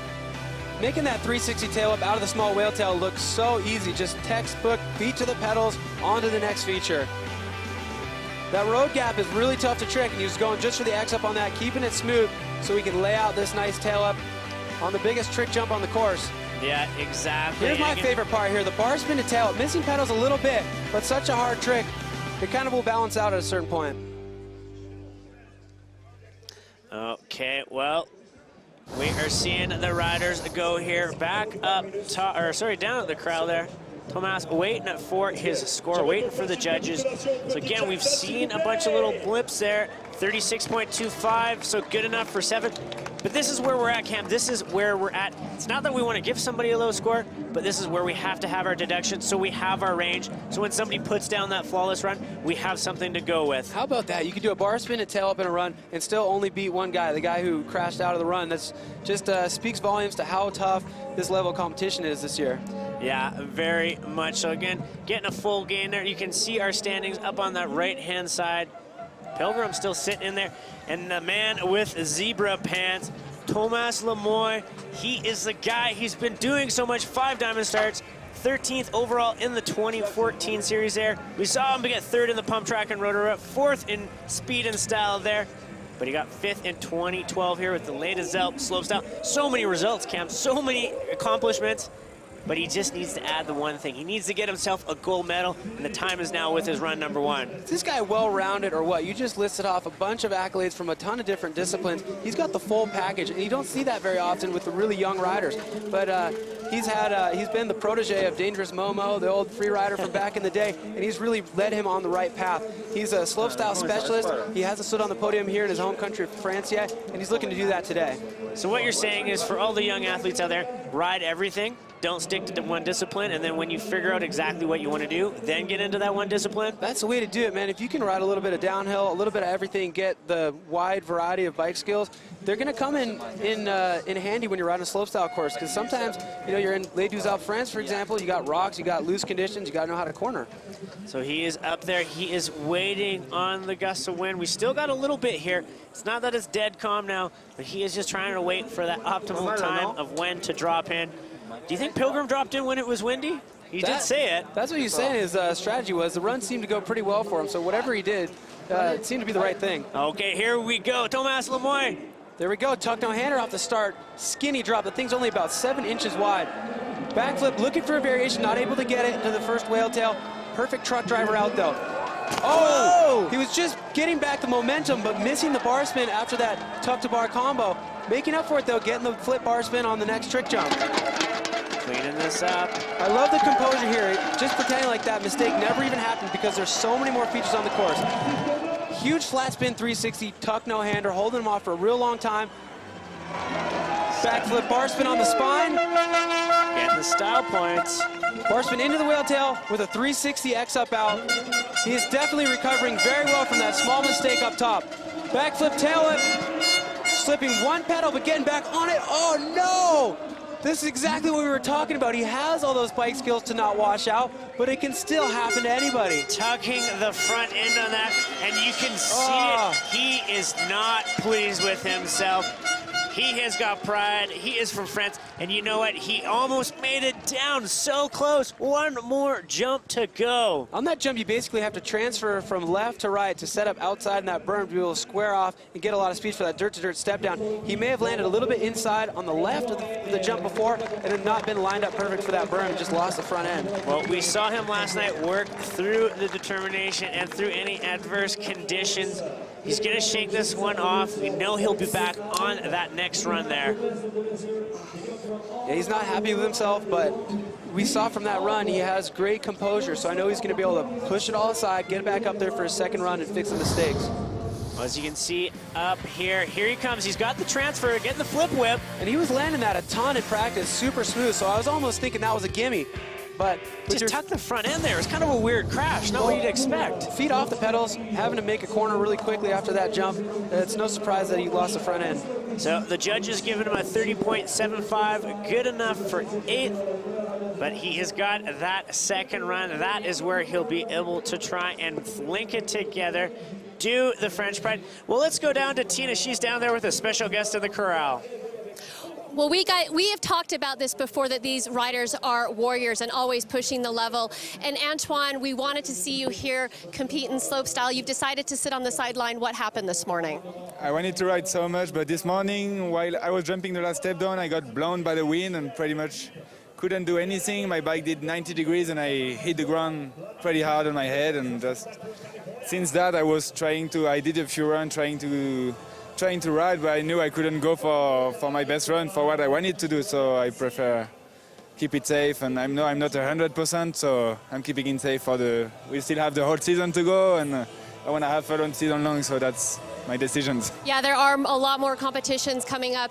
Now, you said keep it safe, safety first, but as you sit here and watch these riders go down, what's your perspective? Yeah, you like everyone wanna go so big, and the jump the spot is pretty good, and I know like I had big plans, like everyone can send it, and I crashed, so I can't ride, but like I know I would have gone big like everyone goes, and I'm pretty stoked to watch my friends going big, but it's just not my day. Well, thanks so much for your time. Antoine sitting on the sidelines, but still supporting everyone out there, guys.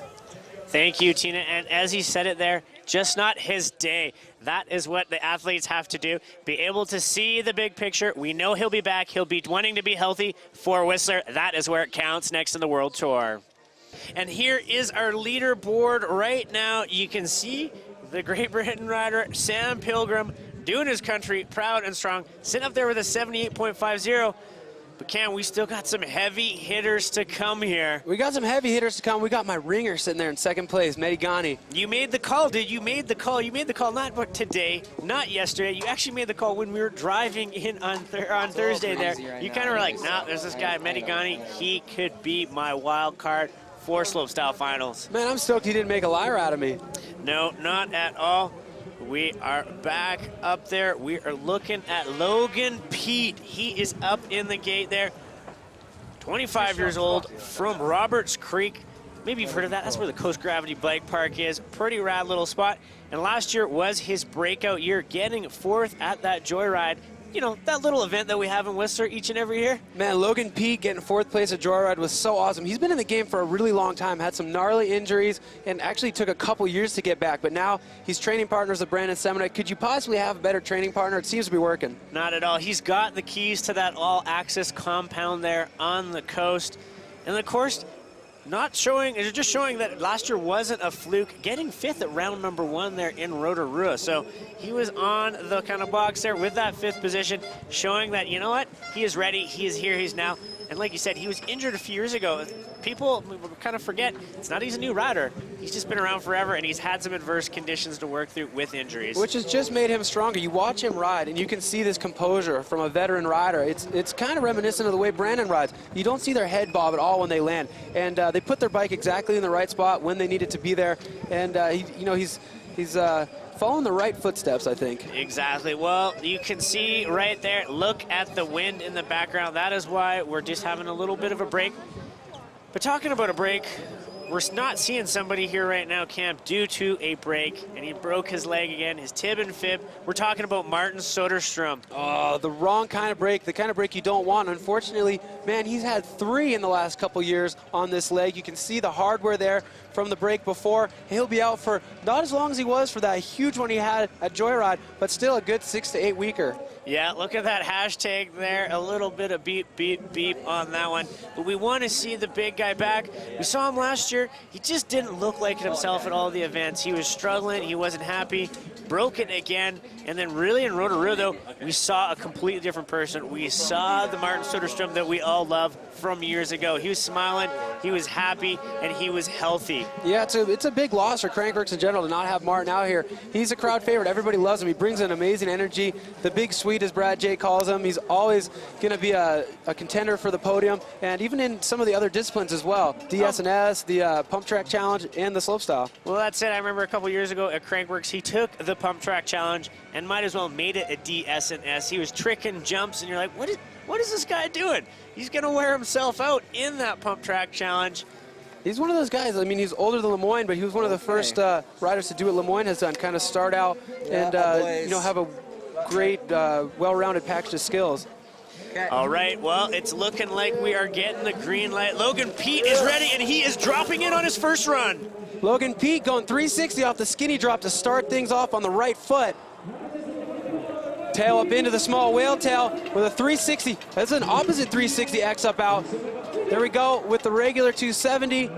Logan naturally spinning to the right. Backflip bar spin, looked like he was pulling it in, trying to get a tuck no hander, but getting that backflip bar spin on that first straight trick jump. Flip on the road gap. Landing so perfect right into the berm, lining up for the next one with the backflip tail up, casing. Oh, coming up short. So hard to judge speed for that jump. You got to brake, you don't know how much. You pop a little bit more for the backflip tail up. Next thing you know, you're hitting knuckle. He looked good off the road gap before that big trick jump there. He's all smiles, though. He knows he's got a second run, and he's got that adrenaline flowing through his veins right now. He's like, get me back up to the top. Get me to the top. You know, if you're smiling right away after a crash, he is confident. He is confident inside right there. Logan Pete, smile on his face. He is happy. I have a feeling he's going to put on a show for us and continue out this run just for the fans. Look at this. He's putting his helmet back on. Putting it back on, getting readjusted, because as much as he's crashed, he still has a chance to get a couple more jumps in, AKA extra practice before going into run number 2. They're throwing up the hands. It's extra practice, and it's also just considering that, you know, he came all the way from Canada. The crowd here loves him, and he's going to put on a show. Such a good sportsman here. Such a great guy. There we go, 360 out of the whale tail. What kind of show is he going to put on for us?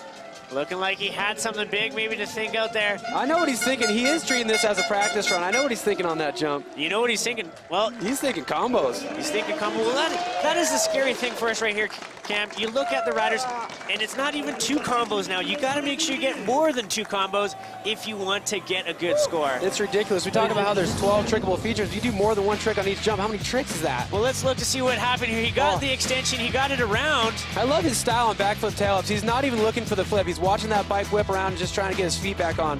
Getting the backflip over the road gap there. The backflip on the road gap is worth huge points because that's a true mountain bike kind of free ridey feature. It's a step down, it's dirt to dirt, it's on an angle, super tough to trick. All right, so 22 points, good enough for 9th spot there for Logan Pete. Next time. Look at that, get me back up to the top. Next time, he says. Next time. Well, he has got another go around. The go-around right now, Yannick Graneri, one of the most successful slopestyle riders ever, still doesn't have a win though, Cam. Could this be the day? He's in his home country. Could he pull it off? Home soil. If he was going to get a win on the Diamond Series, this would be the one for him. The crowd would absolutely go nuts. Yannick's been in the scene for a long time, got a big fan following, and actually riding a slopestyle bike here. He's traditionally been riding a hardtail. He's going for dual suspension this time. Well, if he were to win, something would tell me he'd almost probably miss his flight to Crankworx Whistler because he'd be partying so hard if he did get that. He is 28, our oldest competitor in the field here today.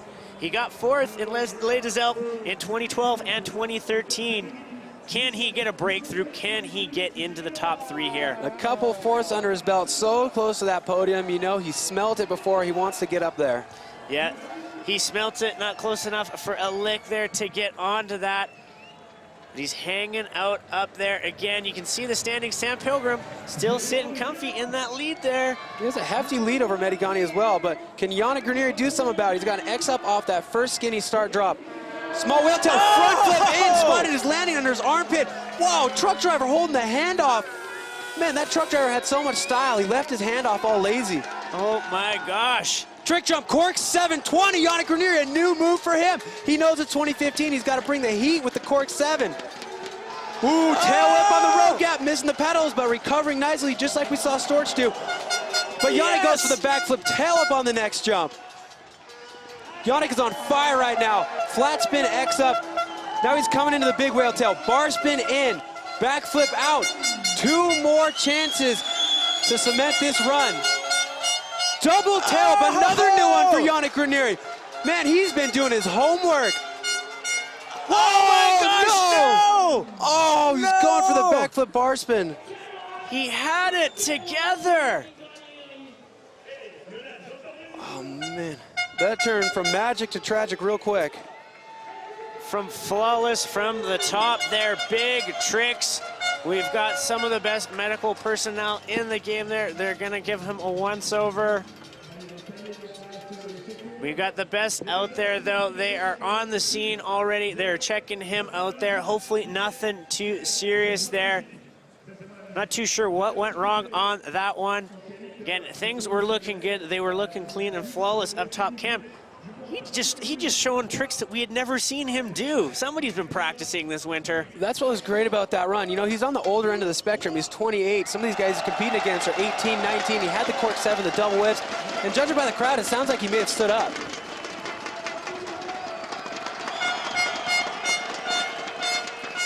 No, it looks like they were cheering about something else. He's kind of taking a breather down there. The medical staff is rolling in. We've got great medical staff out here. It's not the first time we've had a rider down at Les Alpes, and they always do their job. Yeah, they do the best there. We've got the crowd doing the bit of a wave there, top to bottom. He is up, though, and he is A-OK. Hopefully nothing too serious. Hopefully he can shake that off there. He was having a little fiber, a little breather right there. That was a really hard crash, but part of me had to believe that, you know, he was staying on the ground just out of pure disappointment. That run kind of just wiped clean. He did it all for nothing. That Cork 720, that double whip, tricks that he didn't have last season, he's doing now. He's done his homework. He's just recently bought an airbag to practice those tricks. Here we get a look at that double tail whip, and he landed it perfect. You see a lot of guys slipping pedals on that jump. He just had one more trick he needed to do. It was going to be a backflip bar spin, but sometimes the bars get hung up in your knees. There's not a lot of space in that cockpit right there, and boom. Wasn't able to get the bars all the way back around to straight. Oh, the right shoulder, Taking it right to the shoulder and the head there, and just just hanging out for a second. And that's the hardest thing for all you fans at home when we're watching. Obviously, we don't know what happens the minute they hit the ground. Sometimes people are just taking a breather. Sometimes they are just lying there saying to themselves, what did I do that for? Why did I do that? Well, sometimes the rider didn't even know what happened. That's usually the first question. You hit your head, you go up, what trick was I trying? Yeah, exactly. He's going to be like, wait, it wasn't the cork 7 or the double whip that I've been working feverishly on the last couple months. It was the flip bar. Oh, man. Yeah, I've done that a million times in the airbag, but great to see Yannick Grenari. He is A-OK. He is up. But at the top there, we have got Sam Pilgrim still sitting good on that one. You can see there a bunch of our riders, they've been slipping pedals, having issues. Sometimes that's the name of the game in run number 1. And it's funny, Cam, some contests, every first run, locked, loaded, high scores, and then the second run we see difficulty. Today, it kind of seems like the trend. First run, riders trying to feel things out, not going perfect, which means they're going to have to go to that second run. And then you got a guy like Yannick Grenari just dumping it out right away. He's been practicing so hard. He's like, why would I start the contest and not do the tricks I'm practicing? No, not at all. Well, looking at the next rider up in the top there, another one of the French homeboys. He got 5th at Joyride in 2014.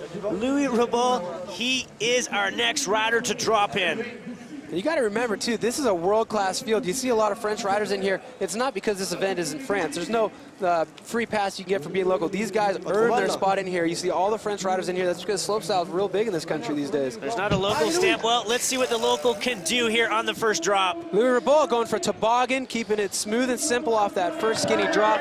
Small whale tail. Whoa, cannonball, taking both feet off, putting both hands on the seat. Complete separation from the bike. Tail up on the hip. Trick jump's going to be a perfect backflip tail right to the pedals, carrying speed into that road gap. The toughest feature on the course to trick. Tuck no hander, getting something in there. Next trick jump, under flip, watching the landing go by the whole time as he's flipping underneath his bike. He's got the style between the jumps there. Go 360 toboggan. He loves the toboggan in this run. Toboggan up into the whale tail. Backflip out. 2 more chances. What will Louis Ribot bring? Transferring backflip tuck no hander. He's got to make it to the right side of that landing. And another backflip to finish things off for Louis Ribot. Solid first around there. Louis Ribot putting it together. He's safe, folks. He is safe. He is good at the finish there. Man, he feels so good too, man. He watched his buddy, Yannick Grenari. They ride together a lot. He saw his buddy go down. And, you know, he was thinking, I need to not do that. I need to land all my tricks and get through there with a smooth run to be able to kind of experiment a little bit in the second run. It's always a hard one to shake off, but look at that cannonball. Full extension on all limbs. And that was an opposite 360 out of that small whale tail. The cannonball was great. That's kind of a really difficult trick to do in the wind, so no pun, he's throwing caution in the wind, trying the tricks that are way harder to do when you got that air moving around and changing the trajectory of your wheels. A lot of straight backflips in there. He's going to be wanting to kind of throw some variations in on the next run, but there's something to be said for getting a smooth one in the bag.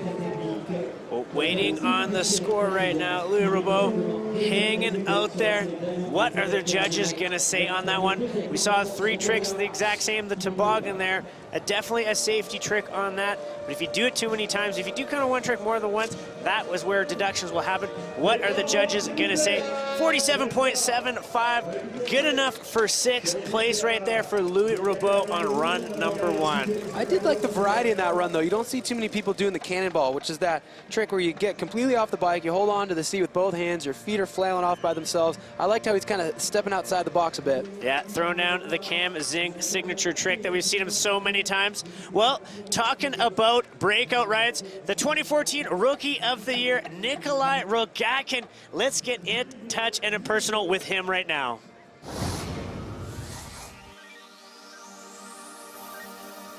Lady Up was quite a roller coaster ride for me last year.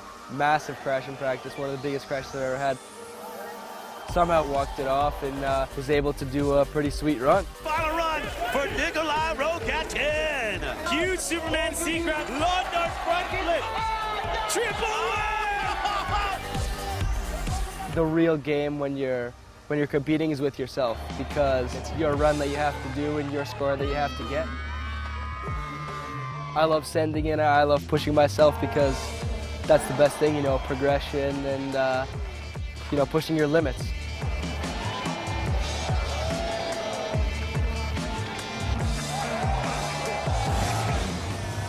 All I can say is wow after watching that, Cam. Rookie of the Year last year, but he is making a breakout here this year, and he is on the cusp of his first win. He's really getting it figured out. He came from BMX, but he's, you know, strategizing a different way for slopestyle now that he's had a couple years on the tour. He's doing the casserole and the Quark 720 in the same run, 720 rotations on different axes, kind of like what you'd see in ski and snowboarding. So he may be a BMXer, but he's dipping into inspiration from all different sports. Let's see what he has for us here. Tail whip on this first drop. Tail whip being the incredibly tiny, skinny first drop. Huge amplitude on the Superman C grab. Oh, 360 tail whip out of the whale tail. A double whip on the tiny hip. He's doing some tricks that you would not expect on those small features. Cash roll! Yes! Perfect landing. If he could do a Quark 7 and a cash roll in the same run, that's how you get the points. Tuck no hander on the road gap coming in. You got to see him on this boosty jump. 1, 2, 3, triple tail whip for Nikolai Rogatkin. This is a heater of a run. Backflip on the spine coming into the large whale tail. Going bar spin up. Double tail whip out of the whale tail. Can he hold it together and get enough speed to finish this run? Sometimes you just need to straight air. Oh no, he's not gonna have the speed for the last step down. It came undone. Oh my God, France. Are we just getting a taste of what is to come if he can put it together? Oh, it's amazing to see this kid put together a run. He has the eye of the tiger. No matter what happens, he wants to hit that next jump. His feet were off for half of that berm, and he was still pedaling, trying to make it into this second to last feature. Never say die, never give up. Nicholas Rogatkin. Oh my gosh, look at him right there.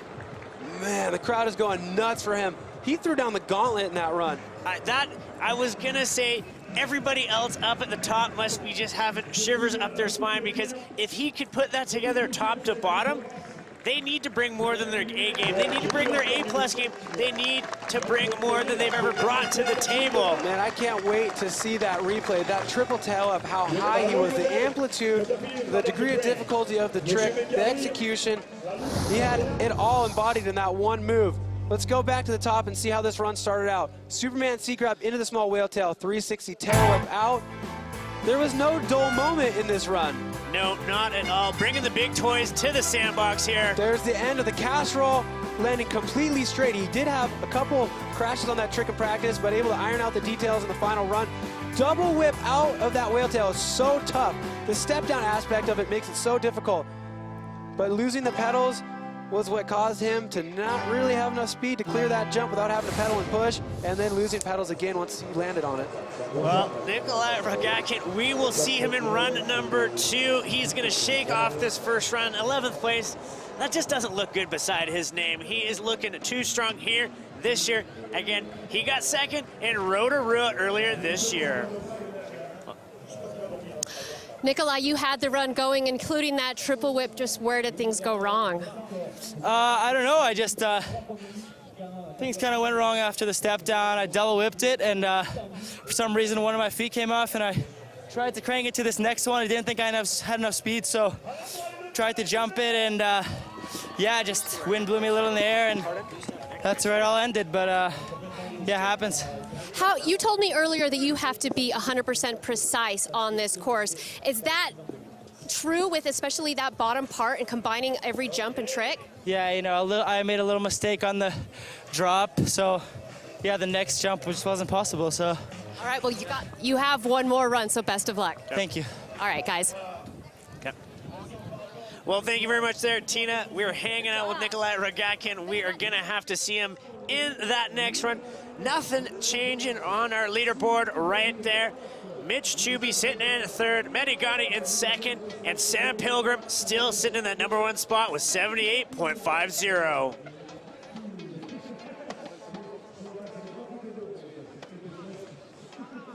Well, Cam, we're getting into the big names, into the nitty-gritty. 6 more riders to go in run number 1. Simon Godziak, the next rider up out of Poland. Look at that, he's running 2 brakes on his bike. You don't see too many guys running a front brake, but he's got some tricks that you can only do if you have a front brake. Let's see if he throws any of those out of the bag today. That will be interesting to see. He got 5th in Les Alpes last year. His top result, 5th overall in the FMB 2014 standings. He's riding from Poland. Probably not many mountains there. Probably a little flatter than what we're seeing here in the Alps. Yeah, you know, these guys coming from the non-mountainous regions just really make it happen. You got to travel sometimes to get to the mountains. His brother rides BMX, so he's got that influence, riding with his brother, and then he's the guy who's been interested in mountain biking, so he goes on trips. He was at a Rampage last year doing it up. Yeah. Oh, there we go. He's starting off with a tail up on that skinny top drop.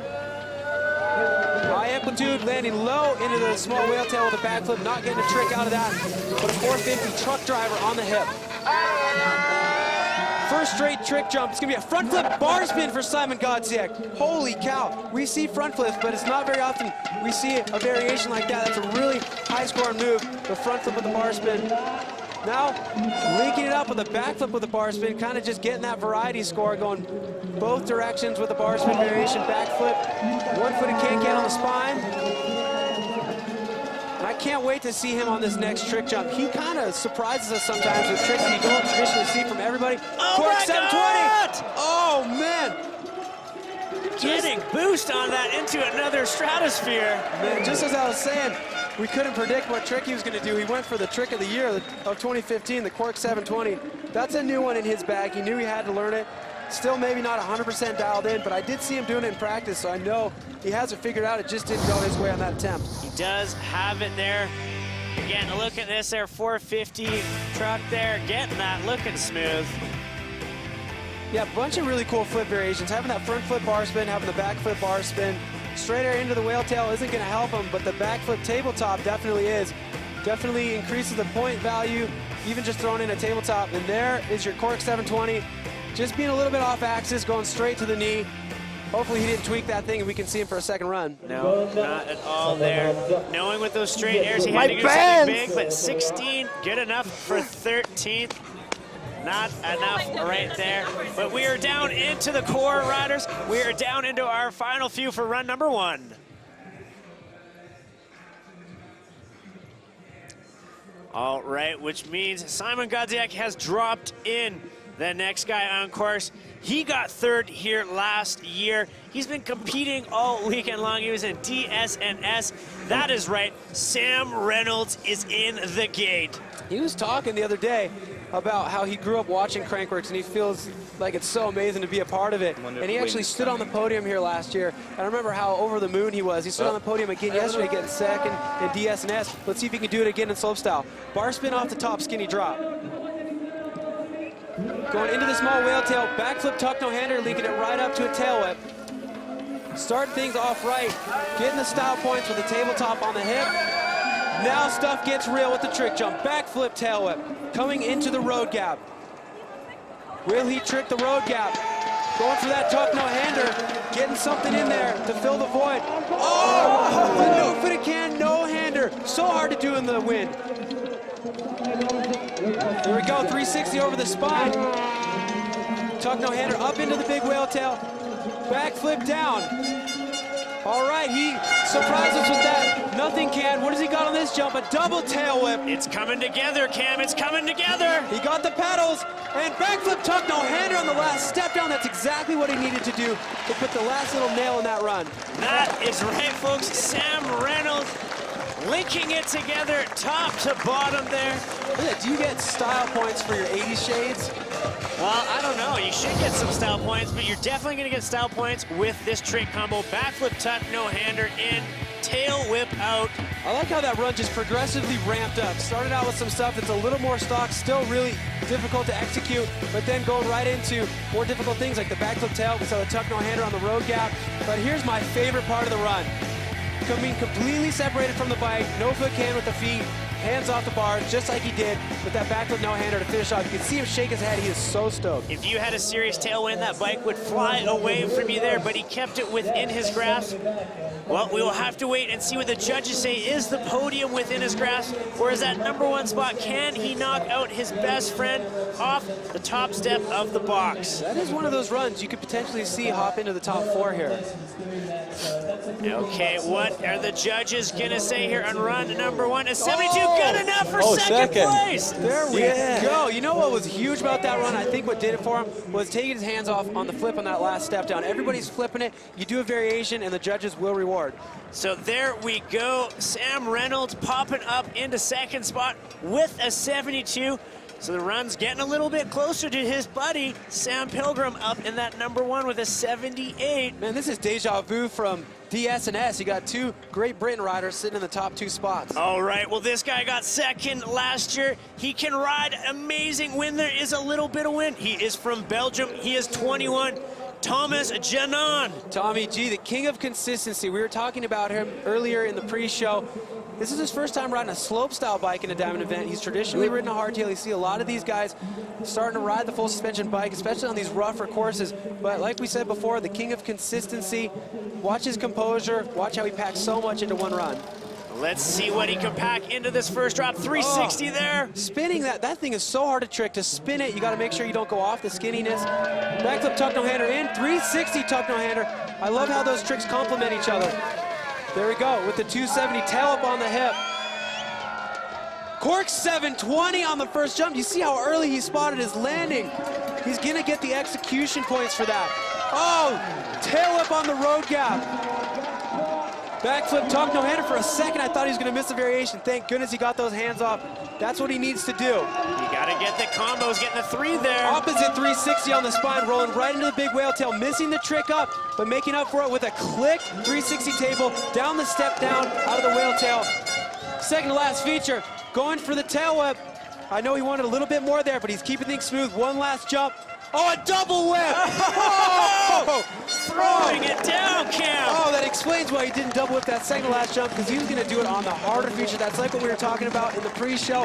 Do the harder trick on the less likely feature. Get those points. Something was telling me he wanted double whip on that final big trick booter, and something even bigger on the bottom. But again, thinking on the fly, not letting that wind affect him right there. I think he wanted something else on that straight tail up down there. We're going to look at that in a bit. We got the look at that style. Look at that style. This is what he's known for. This is that composure we were talking about. Watch his landings. Boom.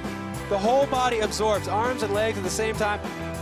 Going tail up on the road gap, and you see a lot of guys slipping pedals on that. Not Tommy G. Backflip, really stretching the hands out on that tuck no hander, getting the variation. He did straight tail up. I think he was looking for another trick after the tail up. I saw what he was doing in practice. But here was the banger of the run. The double tail up down the step down. So much more difficult to do when the lip is higher than the landing. Yeah, look at that style, catching it early.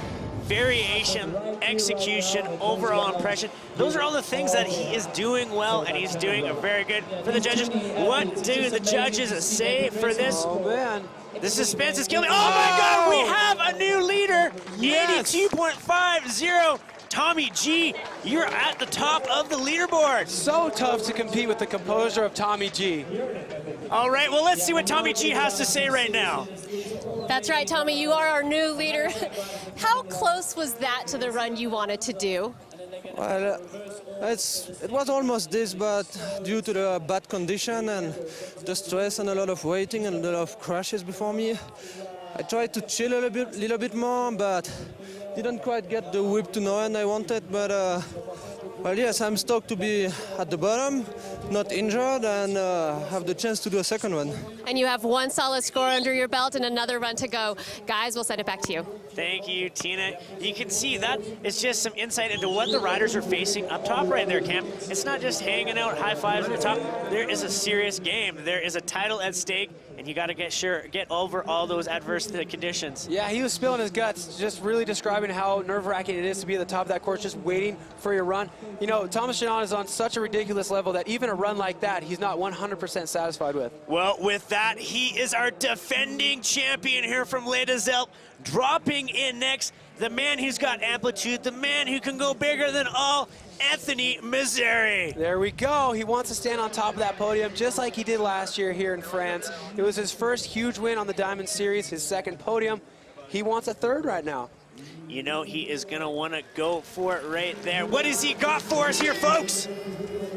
Anthony Misery, start things off with the tail up. A little bit of a bobble, maybe losing pedals, but recovering nicely. Backflip, bar spin, getting things off to a great start. Double truck driver out of that whale tail. Oh, man. Tail-upping that hip. That was an opposite tail up on that hip. Oh, front flip. getting the variety, going all different directions. Not getting a trick on that road gap, but he's got to put that out of his mind and just move on to the next jump. A straight backflip, once again, kind of just keep moving on and get to that next trick. Getting through the danger zone. Oh, there he goes. He's still on fire. 360 tail up on the spine, landed nice and low. Bar spin up, straight flip down. He's got 2 more jumps for you. Let's see how high he goes on this jump. Oh! Boost. Oh man, from my angle, he was like 15 feet off the takeoff. Backflip, bar spin on the step down.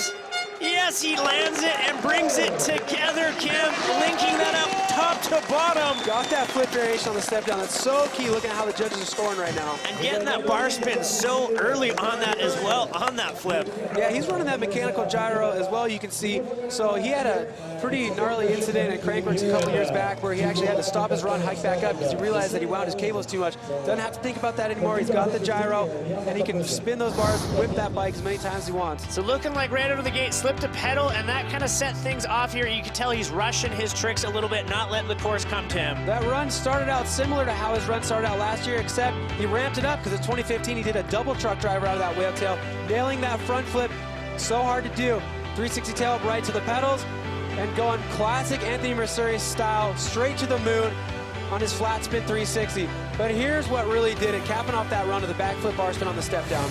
How can somebody so not tall in stature, but let's see what the score says. Is it gonna boost him to the top? Oh, 67.25, so good enough for 5th place.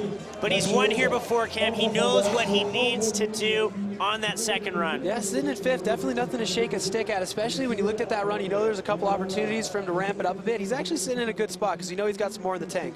All right, well, the guy who back in Rotorua said, you know what, I want to make sure nobody else wins that Triple Crown. Well, he got his wish. He won in Rotorua. We have got Brett Reeder up, our second last rider here for run number 1. Whoa, Brett Reeder, the only guy in the running for the Crankworx Triple Crown. If we haven't mentioned it before, you have to win all 3 of the Crankworx Slopestyle events to be able to take that Triple Crown championship title. First of its kind, and he has got all the pressure on the world, but really it's himself. This guy is a perfectionist. It's not anybody else. He doesn't worry about what anybody else is doing. It is all up to him. He wants to put together that best run, and we've seen him rise before. We've seen him rise to the top when conditions are difficult. When other riders fail, he is there to jump to the top. If only we knew what was going on inside that head right there. The strategy it takes to compose these runs is just ridiculous.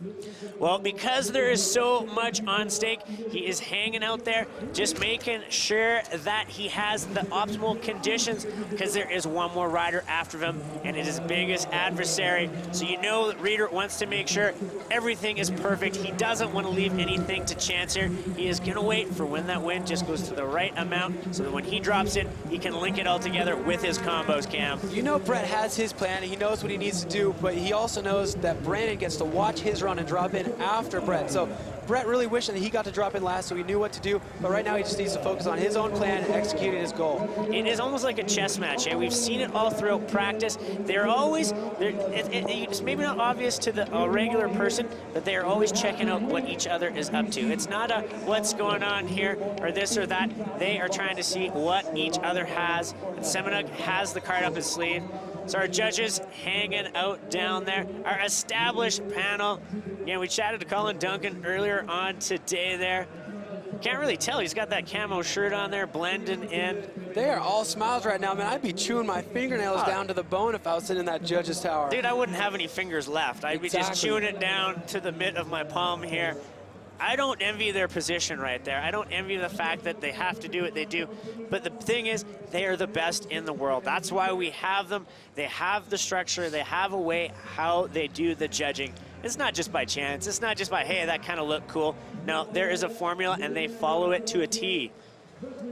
Man, I can't wait to see Brett Reeder's run. The fact that we're all sitting here and we get to watch his run right now, it doesn't happen that often. It happens a few times a year, a handful of times a year, and not every one of those starts has Brandon Semenuk breathing down his neck right behind him, wanting to take the title from him. No, not at all. Again, I feel the suspense coming. Oh my God! Brett Reeder starting this run off with a bang. Backflipping the flat skinny drop. That thing's only about 4 feet tall. Backflip tail up in. Double truck driver out of the whale tail. Brett Reeder on course, opposite 450 on the hip. Brett Reeder coming into the trick jump. Front flip, bar spin landing perfect. What's he got on the road gap? Brett Reeder road gap, opposite tail whip. Coming right in this trick jump, cork 720. Absolutely perfect execution on that. Man, if he can hold this run together, this is a banger. Going backflip, bar spin on the spine. Tail whip up into the whale tail. Truck driver out. Oh man, I can't wait to see him on this jump. He's got combos up his sleeve. Backflip bar spin, a top no-hander. One more jump. Step down, backflip, opposite tail. Oh, he does it! Are you kidding me? Oh my gosh, I have not seen a backflip opposite tail up on a step down. He did the regular flip up on the step up and the backflip off whip on the step down. That's ridiculous. Doing the unthinkable and just putting it into play there, shaking his head. Oh my God, what is going through this guy's head? Oh my gosh, what is going to be going through Semenuk's head up there? Man. All eyes on Brett Reeder right now, but all mind is on Brandon Semenuk. What is he going to do to answer to this? Look at this banger right off the back.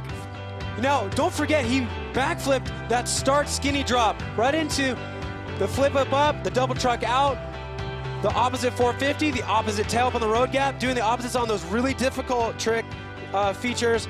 The cork 720 spot in his landing so early, reminiscent of how he did that in Rotorua. Another trick that he did in Rotorua that took him to the win is the backflip, bar spin, and tuck no-hander. But here's the banger. Backflip, opposite tail whip on the step down. I remember just a year ago, the banger of his run in Whistler was to flip whip out of that whale tail. Now he's doing flip oppo whips on step downs. Well, he is looking relieved, also stressed at the same time. He is waiting for that score. What are the judges gonna have to say here?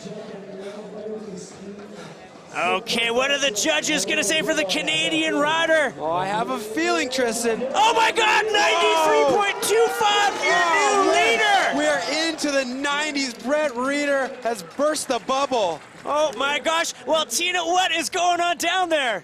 And the only athlete so far to have gotten in the 90s. Brett, how did you strategize that run? It was near textbook. I missed a couple things. I kind of had to improvise last minute, and I made it down somehow. I feel incapable before I'm about to drop in, but somehow it just all works. I feel really good that I made it, but Brandon's at the top about to drop, and yeah, everyone knows what that means. But that's a huge score. That's near the score that you had in Rotorua when you won. So how do you clean things up? Because you do have one more run. Well, I'm gonna do exactly what I practiced, and yeah, hopefully I can land it if I need to. All right, guys, Brett, one more run to go. Thank you, Tina. A lot of feelings down there. And I would be feeling like elated. I couldn't imagine you just linked that together. He had more things. That looked like it was planned out to a T-cam. Man, there's a couple of things I loved about that interview. He dumped so much info out, exactly what's going on through his head. He said he feels so incapable when he drops in. It reminds me, the drummer of the Foo Fighters always says he feels like he's the worst drummer ever, then he gets on stage and it just happens. But he also touched on the fact that, well, Brandon's going to drop in here really soon, and you know what that means. Well, we do know what that means. These two riders, Brandon Semenuk, Brett Reeder, currently tied for the most diamond wins on the tour ever, 4 wins each. So that means the 24-year-old rider from Squamish, BC, 3-time FMB champ, he is dropping in next. Brandon Semenuk. Oh, is Brandon gonna be able to answer this run? We saw Brett Reeder start out flat drop backflipping that tiny little, I swear that thing's like 4 feet tall, about 7 inches wide, and that was something that was so new just a couple years ago, being able to backflip at all off a flat takeoff, but this one's like 7 inches wide, and it's so small, it's basically like flipping off a curb. Well, leave it up to the Canadians to know how to get across a skinny and throw down a big trick, but what is going on in this guy's head? That is the question, and as the helmet says, revel in the chaos. Well, he is in the moment. There is chaos all around him. Brett Reeder talked about how he had to improvise. I love that. Sometimes things don't go as planned. You got to think, well, I'm going to fly by the seat of my pants. Brandon Semenuk dropping in, trying to answer Brett Reeder. He's got the flat drop backflip on the tiny little... Oh my gosh. 3-whip into the small whale tail. Opposite truck driver out. Whoa. Just barely holding on. Opposite tail whip on the hip. He's got to regroup right here. He did not slip a pedal. Oh, flip, double tail. Oh my gosh! Landing so low, but not even slipping a pedal.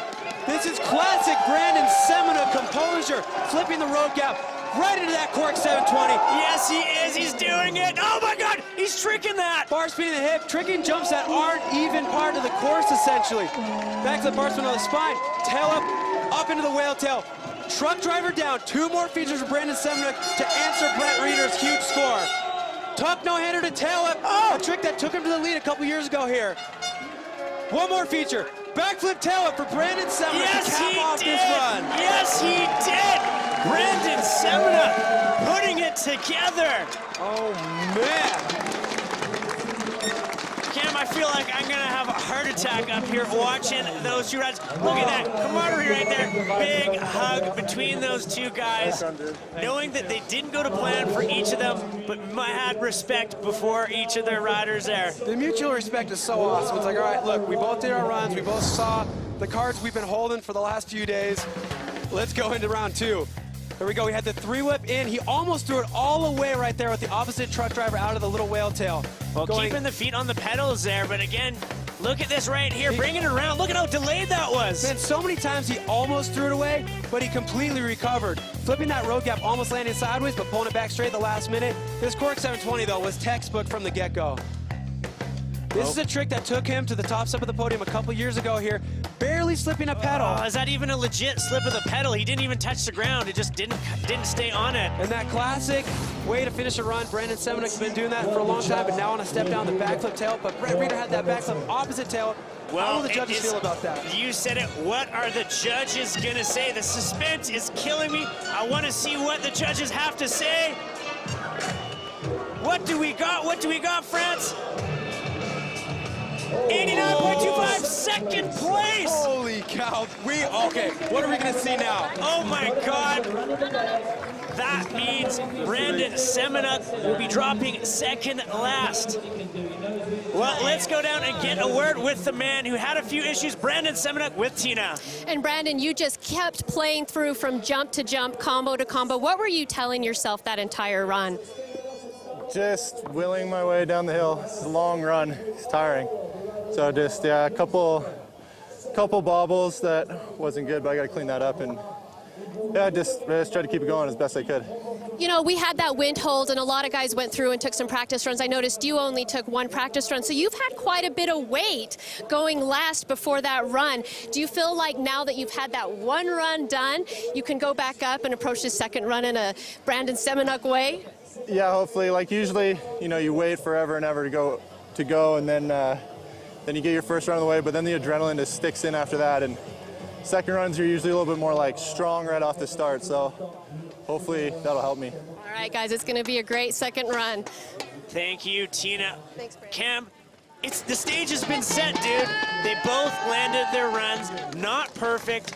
There is room for improvement, and they are going to be dropping second last and last rider here on their second and final run. What do they do? It's a chess match. Having Brett say that his run wasn't exactly what he had planned, he had to improvise, but still being in the lead, and having Brandon kind of describe his run as just hanging on, trying to push through. He had a couple situations where he almost fell, but just in true Brandon Semenuk style, making a crash, potential crash situation into a perfectly landed trick. Well, looking at the top 3 there, they have all won a Crankworx World Tour stop before. Tommy G in third with that 82.50. Brandon Semenuk with an 89.25. And the only rider to be in the 90s, a 93.25, Brett Reeder. It just goes to show that experience is key. The top 3 guys sitting in the hot seat position right now have all won a Crankworx stop, like you said. Just goes to show that they learned something along the way, and they're still at the top of the game. Well, we are far from a 2-horse race here. There is so many riders that know they can clean it up. They can do more in that second run. 1 run done and in the bag, 1 more to go.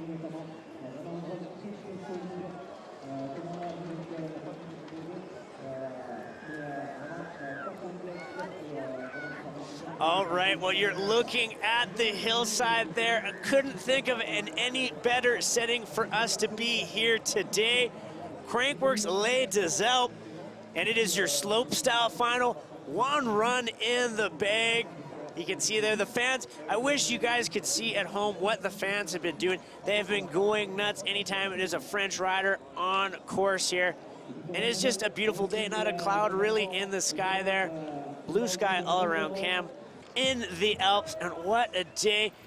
I can't keep talking about it because the stage is set, dude. Like, it is a storybook going on right now, but how is it going to end? We have one more chapter, and that is the final run. We're only halfway through, and there's so many guys who had great runs that just kind of the wheels fell off halfway through. And then the top two, obviously, that's going to be a grudge match down to the end. Having Brett Reeder just really slide into the hot seat, doing some tricks that we didn't expect. The backflip opposite tail up on the last step down. Brandon always does the flip up on the last step down, but having Brett kind of just inch it up to the next level of difficulty doing that oppo one, what does that make Brandon have to think for his strategy for the second run? Yeah, exactly. The coolest thing for me, though, the fact that Brett Reeder came over, gave Semenuk a hug at the bottom, as much as they battling it out, as much as, you know, they are trying to go for that same title, they're trying to control their own destiny, they still got time, and they still got that relationship where it's like, dude, it didn't go good for you, it didn't go good for me. Let's put on a show here for run number 2. It's the epitome of mutual respect. You know, those guys probably don't talk very much during the week leading up because they're all trying to think of a way to edge out the other guy. But when the cards are out on the table, both of them stomp their runs, it's mutual respect. Give a hug, be, dude, nice run. Well,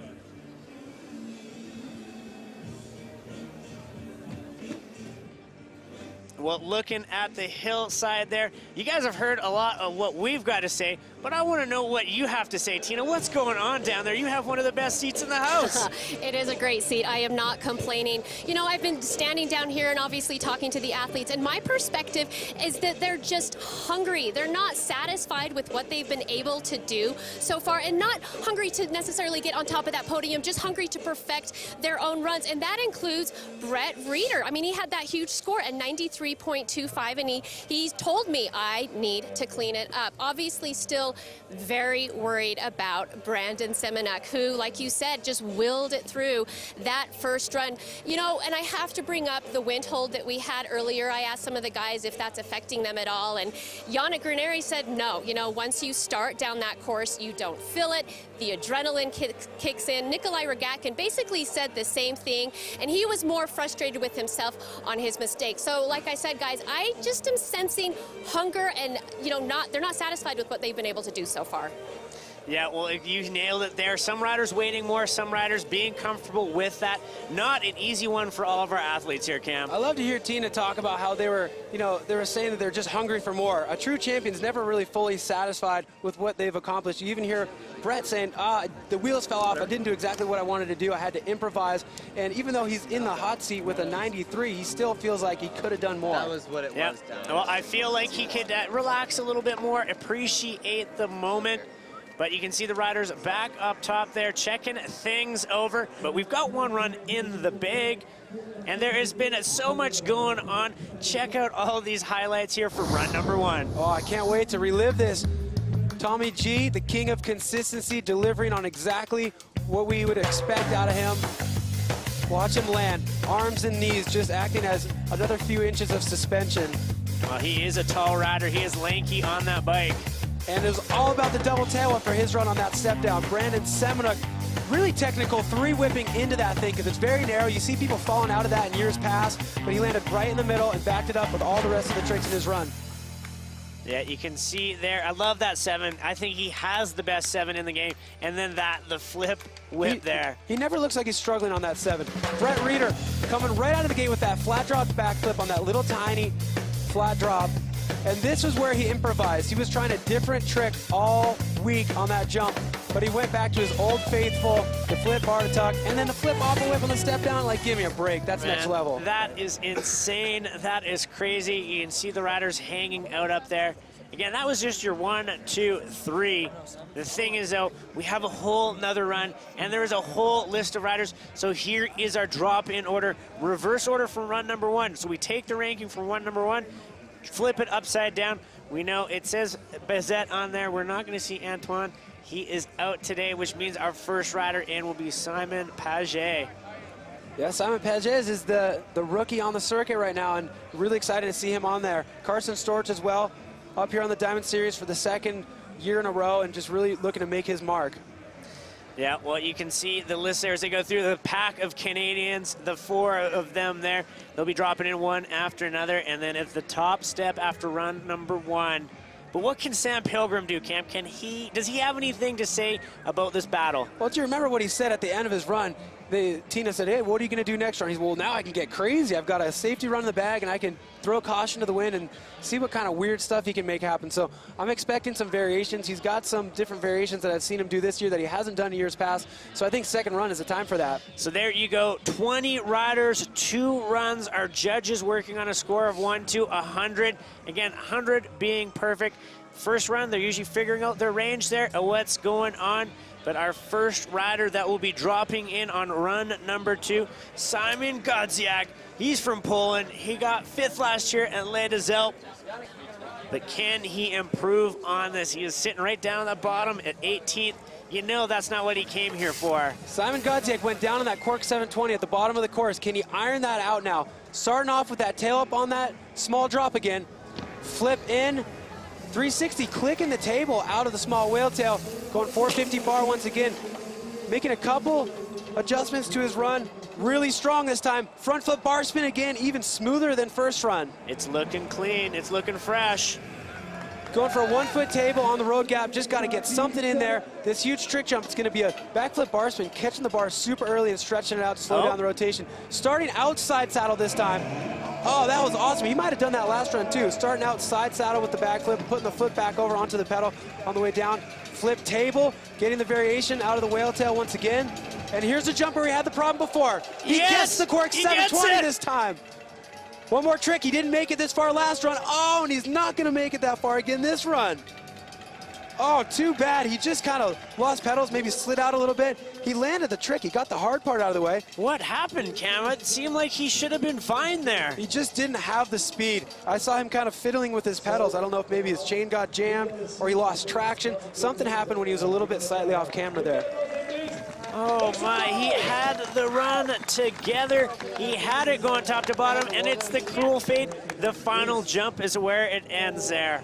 The crazy thing about the way the contests are now is if you missed the last feature back in the day, you might get a somewhat respectable score, but now if you miss one of the 12 features, it's game over. He's not. You can't say he's going to improve on much of that 18th place right there. There's not much place to go higher up on that when you miss a jump. Well, he jumps up to 15th there, but not really. That's not what he came here for. That's not what he was hoping to do. Improved his first run because he got that cork 720, but without being able to finish the course, not going to jump up in one of those hot spots.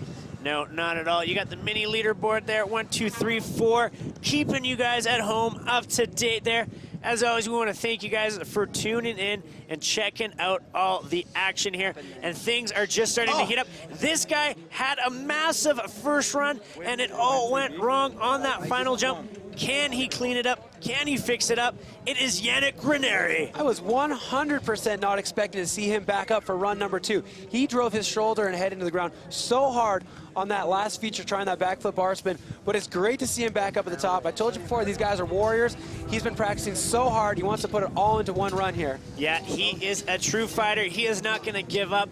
Something tells me is probably the French fans there as well, giving him a little bit extra, and he's going through the run in his head there, going through the hand movements. What does he need to do? How does he need to land that?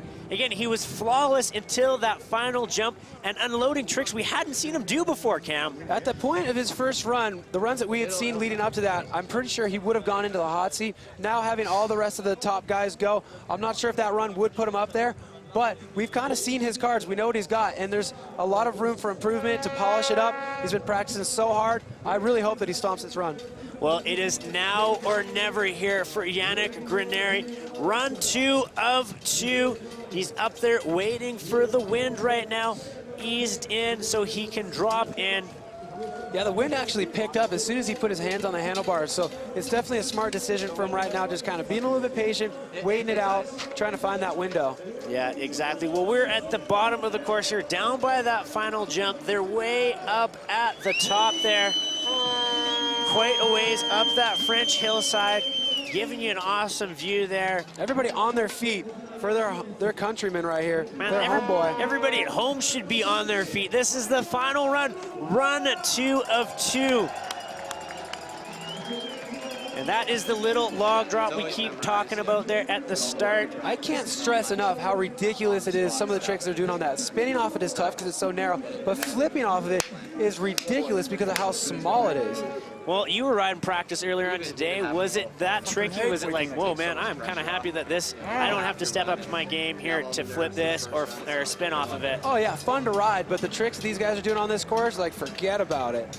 Well, you've almost got the best job now, dude. You get to go ride, you get to go hang with your buddies, ride these amazing one-off courses. I can't complain, man. And then you have the safety of hanging out down here with me in the booth. I love slopestyle so much, man. Such a big fan of it and the level it's at right now, so just excited to be a part of it. Yeah, so we've got a wind hold right now. Yannick Grenier looking like he's about to drop in, though. Pulled the trigger. He's dropping. He's got an X up off that tiny little start drop. Going front flip once again into the whale tail. How is he doing this after that crash he had in run 1? Truck driver out, tuck no hander on the hip. Can he get that cork 720? He landed it perfect in the first run. Looks to be on point. Yeah. Nice. Perfect two-wheel touchdown. He tail whipped this thing last time. Does he got it again? Perfect pedals. Looking right at home on this course. Backflip tail whip. Once again, perfect pedals. Yannick Grenier right back up to speed from where he left off. Fork flat spin X up. Bar spin into the big whale tail. Backflip out. All right, can he get this double tail whip? Two more jumps. It was so perfect first run. Double tail whip, perfect once again. Here's where all went wrong in the first run. Can he stop it? Backflip straight. He does it. Nice he work. lands it. Cleaning it up top to bottom. Yannick Grenier. Oh, man, he's so stoked. The first run, he did it all for nothing. The score was wiped clean when he crashed on that flip bar spin. Right now, he's like, I got to finish this run right through the finish corral. Keep it simple, the backflip. The other tricks that he packed into that run, you know, it's not really lacking much by not throwing the bars because how action-packed the whole rest of the run was. He had so much on the go.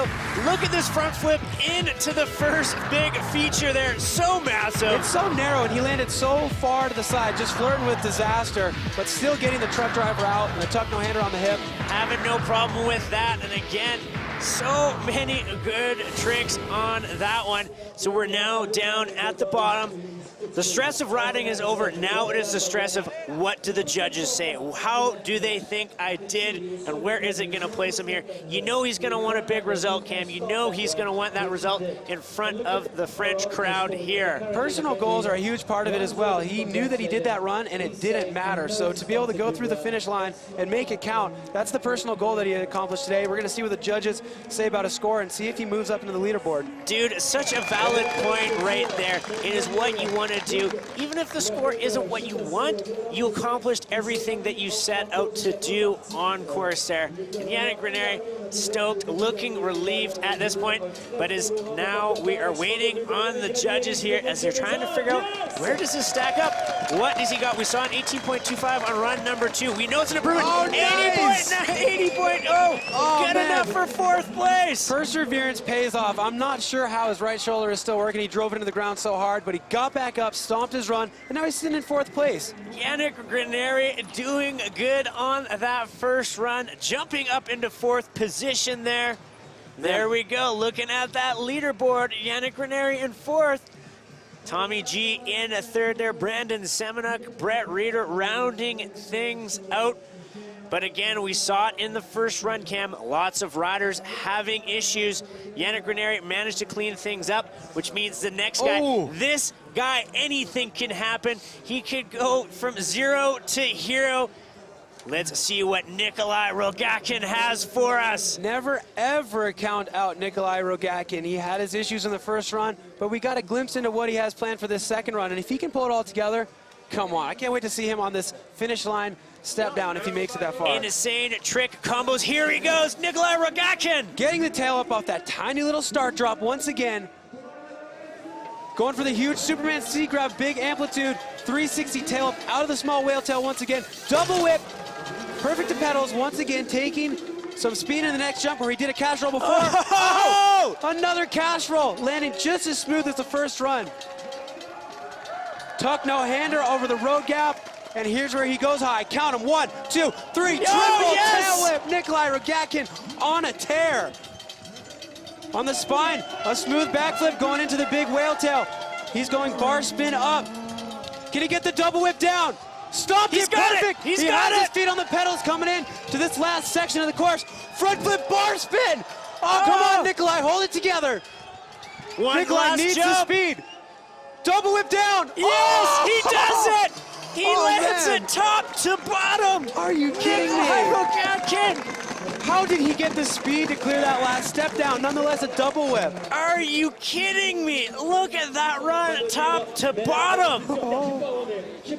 Man, front flip bar spin on this last jump. You have to transfer so far to make to the landing. Look at the extension there on that first one, and then just getting it out of the bowl there. Man, it's so cool to see. We knew what he had up his sleeve because we saw almost his whole first run, but we didn't know what he had in the last two features. And the cash roll, man, I never get tired of this. No, the cash roll is the coolest looking trick. He's the only one doing it out here today. The triple tail whip, making it look like a single tail whip. And here's that front flip bar spin where he had the only bobble in his run. Perseverance paid off for him once again as he sprinted it out, got the last step down with a double tail whip. Man, just squeaking it out. Just bringing it around there. Let's think about the jumps that he double whipped. He double whipped all the hardest jumps, a tiny little hip, the whale tail step down, and the last dirt to dirt step down. I just don't even know what to say there. Things are heating up here in France. And now the question is, where will this score put him? We saw what happened to Yannick Ranieri crashing on run number one. That put him in fourth there after run number two. Nikolai, though, it is now up to the judges' hands. Is that enough to jump up into a possible podium position? What are the judges gonna say? 64.75. Wow. Good enough for 9th place. So again, looking like little things in there, maybe not full pedal slips, but those are deductions.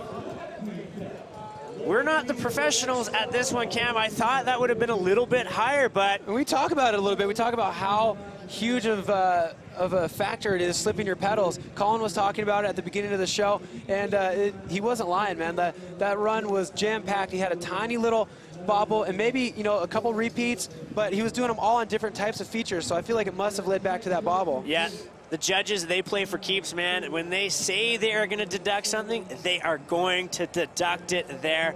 So there we go. We are kind of getting into it again here in run number two.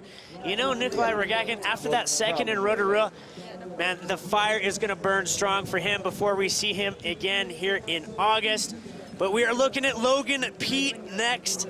Again, he had his issues on run number one in the middle part of the course there. You know he's going to clean that up. You know he's got all the tricks to do so.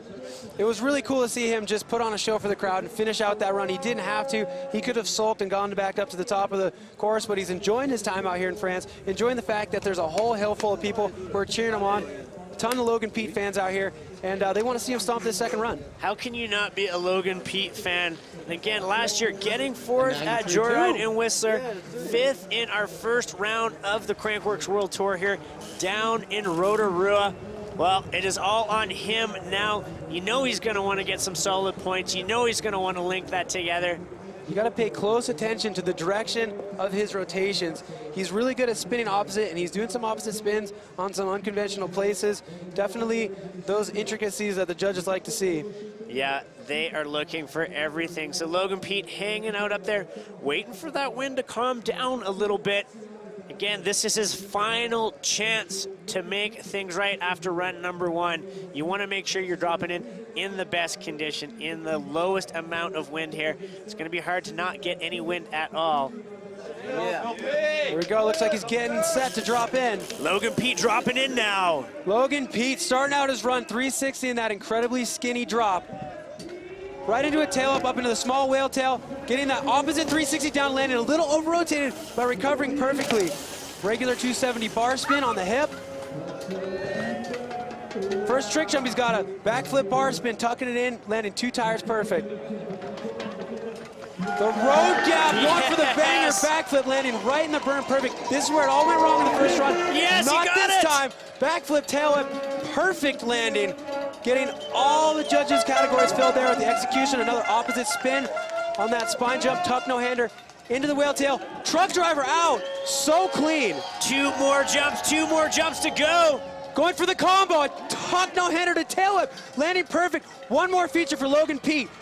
Backflip tuck no-hander, he did it! He did it! Oh man, he did exactly Landing what he needed to do. He to bottom. Logan Pete looking relieved at the bottom there.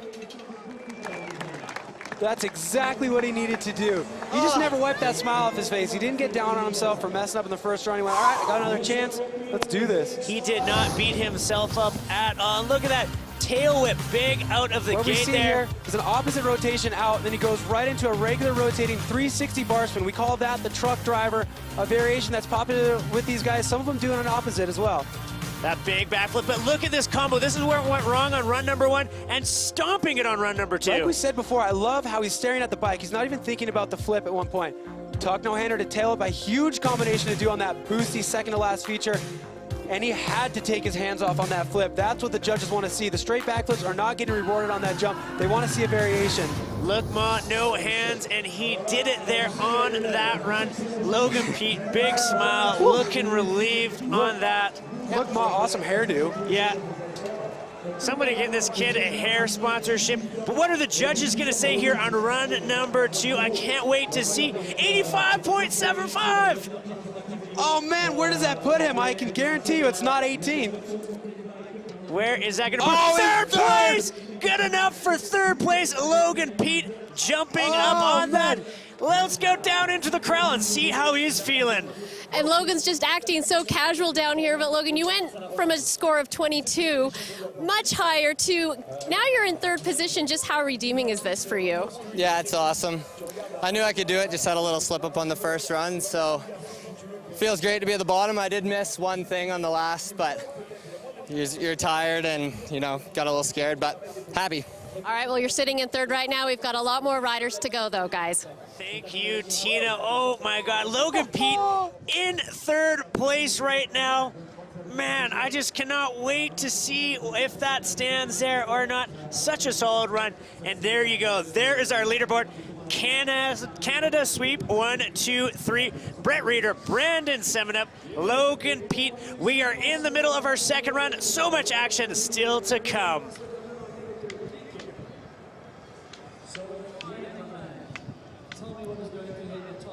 Well, that is the hillside right there, and that was Logan Pete just doing what he needed to do in the clutch, in clinch mode, pulling it all together, Cam. I'm on the edge of my seat right now. Yeah, Logan, another guy saying that he kind of had to improvise a little bit in his run, not get exactly what he wanted, but you would have never known if he didn't say it. Well, let's get into that. Thomas Lemoyne, we saw him all weekend long, tuck no-hander off that first drop. Thomas Lemoyne starting out strong, backflip into the small whale tail, doing it for his home country of France here. He's got the crowd behind him. Boosting real high with that nice stylish inverted. Oh, man! Oh, man! Oh, not coming around on that 7. We saw him kind of, that trick that he did on the hip where he's doing like the inward table, he did that to start out that Quark 720, which is something that you don't see very often. No, not at all. He is looking okay. He's sitting upright, taking off his helmet there. Again, you come up short on an under-rotated Quark 7. You are going to hit the ground. You are going to hit the ground hard, but we've got the best medical people out there, and you can see he is back up there. Our youngest competitor, Thomas Lemoyne. So much pride for the French rider here. Thomas Lemoyne with a little bit different style than the rest of the guys out there. He's got the zebra print pants, going a little bit heavy metal. You know, he looks super casual with the clothes he's wearing, but he's got the full face helmet. I think he might be running a mouth guard. Safety is definitely the utmost importance, but you got to be a bit fashionable as well. And if your fashion is all about zebra pants, hey, why not? Go for it. Hey, you got to set yourself apart from everybody else, Cam, and that is the best thing with mountain biking. It is an individual sport. You've got your friends, you got everybody else, but it is only you at the end of the day, and is what you feel comfortable in. And in the old pants there, if that's what you feel comfortable in, is zebra pants, all the power to him. Look at this, man. The crowd is so behind him that even after that really hard slam, he's bleeding. He just wants to put on a show. No, he wants to feed it out, and he's maybe just feeding off the pants right there. Look at that, going big. Thank goodness he did not rip those pants. There's not much to those things. No, not at all. They probably look flammable. Oh! Look at that. This is not a run that's going to be scored. This is a run purely for style and entertainment. Just showing off to the crowd there. Second last jump. Oh, look at how big he just went. Flip whip just for kicks. And 360 on that final jump. So Thomas Lemoy, things not going well on that second run, but so much to come. All right, 10.25, that is what the judges say right there. But we saw him all weekend long. We saw him yesterday, Cam. He's not walking away empty-handed this weekend. No way, man. The judges gave him a 10.25, but the crowd gave him way more than that. No, that is right there. So we are getting into the nitty-gritty of our second run here. Thomas Lemoy coming down, not going to plan there. But he looked good. He had zebra pants. Dude, I mean, I don't know where he got him. Fair enough, maybe he stole it from his sister or took him from a girlfriend. This is what I'm wondering. He's one of the younger guys, and he's got this super outlandish style. I don't know, is there some kid out there who's 12 right now going, I'm going to ride slopestyle with zebra pants? Are we going to see more of that in the future? Well, maybe. Well, more of we're going to see in the future. We see Tomas Zeta right now. He is up there. He is hanging out. 8 Diamond Tour starts. What can he do here on run number 2? If I recall right, he had a pretty good first run, but he has so much room for improvement here with all the other competitors, and that bar got raised exponentially there at the end of run number 1. There's a couple awesome bangers in his first run, but yeah, a couple of features where he maybe missed a trick, but that bar spin and tail up, he'll be looking to get the feet perfectly on the pedals on that one, because that's definitely the center point of that run, that bar spin and tail up. So if he can clean that up and get some of the tricks that he maybe missed before, he'll be looking pretty good. Yeah, he will be looking pretty good there. So again, a little bit of the weight here on the wind. Normally the riders dropping in quick succession there, but we're giving them a little bit of time. They can drop in when they are comfortable here. You can see the trees, they're moving. I would definitely be sitting there doing the same thing that Thomas Zeta is doing right now, just waiting for it to ease up. You see the lulls actually happen, so it's definitely worth the wait. Moving and a grooving. There's a bunch of French fans in those trees areas. You found out the hard way the other day when you were going for a walk through the woods. Yeah, it was more than a walk. I was going to go urinate in the woods, and I realized there's a whole crowd of people standing right there. I quickly aborted the mission. Yeah. Pull out, pull out. Find another or tree. Don't. Yeah. Well, Tomas hanging out up there, waiting for that wind to come down. You can see the standings on your right-hand side. The only rider, though, in the 90s with a 93.25, Brett Reeder. But the story is set. He is going to be the last rider dropping there. But we still got one more day here, Cam. Just because it is Saturday, just because it's slopestyle, tomorrow we have the downhill presented by IXS. That is where all the action will be happening there. The best downhillers in the world. Guys like G. Atherton, not just going for the 3-peat. He's trying to get 4. You guys got to tune in, crankworx.com. Look at the time zone, figure out what is going to work for you there. For all those on the west coast of North America, 5 a.m. That's going to be an early one, but the beauty is it'll be online. It'll be back on there. Yeah, set that alarm. You know, you don't want to miss that. Just because Saturday is slopestyle doesn't mean Sunday doesn't have an amazing show. Downhill, that's always a barn burner. Well, you could get up, you could have a coffee, or you could crack up cold Red Bull. Tomas there hanging out, waiting for that wind to come down. We felt it in the booth here. It definitely kind of whistled through here, a pretty good size gust there. Look at that. Look if he dips his head down. Look at that sticker. It's a cartoon of himself doing a huge Superman tail up. I want to see him do that on that second straight trick jump after the road gap. So you keep talking, Cam, about Oppo. You say Oppo, but what is Oppo? What is that for the fans at home that maybe just tuning in for the first time, don't know the ins and outs of the sport? Basically doing a directional trick your opposite and unnatural direction. To put it in terms that are a bit relatable, try signing your signature with your opposite hand and having it look close enough to perfect that, you know, they'll accept it on your credit card statement. But you got to have those opposite tricks, right? Like if you don't have that in your repertoire, it's not going to go far. You're not going to do well, especially on a 12-hit course like this one here in France. It's not necessarily a deal breaker because there are so many tricks that you can do on a mountain bike. You can do all the rotational stuff, and even if you're not going different directions, you could be like Nikolai Rogatkin, where you can spin on different axes. He'll do a cork 720 backwards, he'll do the catch roll, which is essentially a cork 720 forward, and he'll just add more tricks. If he can only tail up one way, he'll just do 3 of them in one jump. Well, that is breaking it down for you guys there at home, what Oppo is, and that is not a deal breaker. There's so many tricks, so many combos. You still have so many options here. So again, we're just waiting on the wind to simmer down a little bit here. It's getting a little restless here on our second run. We knew it was probably going to come back at some point, and it's come back right now. But again, as soon as that dies down, we will get right back into the action. Thomas is doing what's difficult right now. It's really hard to sit in the gate because 30 seconds feels like 30 seconds to us. It feels like hours to him, but it's smart. He's doing the difficult thing, but it is the smart thing, waiting it out. Yeah, it's going to pay off in dividends because we know he had big tricks on that run. Just slipping that pedal on that second last jump there and run number 1. I never had the patience. I would sit up there and it would be windy and I just needed to go and I would drop at the worst time and get wind blown. But it's good to see the composure of these guys, man. The way the game has changed, you got to be patient all steps of the game.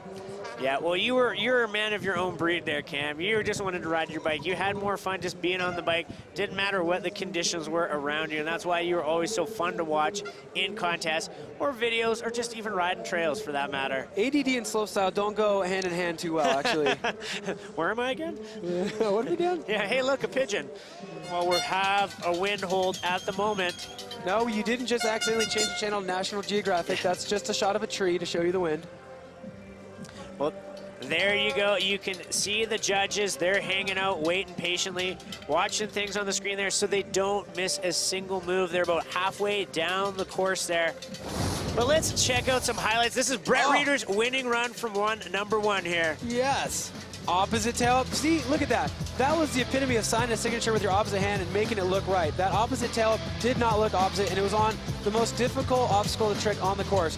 Speaking of opposite, backflip, opposite tail up. Tail up in the bike, the unnatural direction while doing a backflip.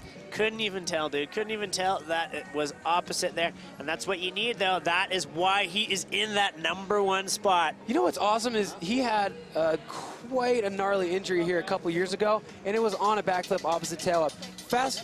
Well, here we go. Tomas Zeta dropping in right now. Getting the bar spin. There we go. He was not affected by the wind on that first feature, but it was the smallest feature on the course. Bar spin to X up, changing things up. 360 tail up. Doing a couple adjustments to his first run, but also going back to the bangers that served him well. Oh, there we go. Thomas Zeta style with a 360 bar spin to click tabletop. What's he got on the road gap? X up again, same thing he did in his first run. And here's where we see that straight tail up. That's where he's most vulnerable to the wind. And you can see he got a little bit sideways, missed the pedal just slightly, but he recovered perfectly for that off-axis backflip on the spine. Coming into the whale tail, bar spin up, 360 down.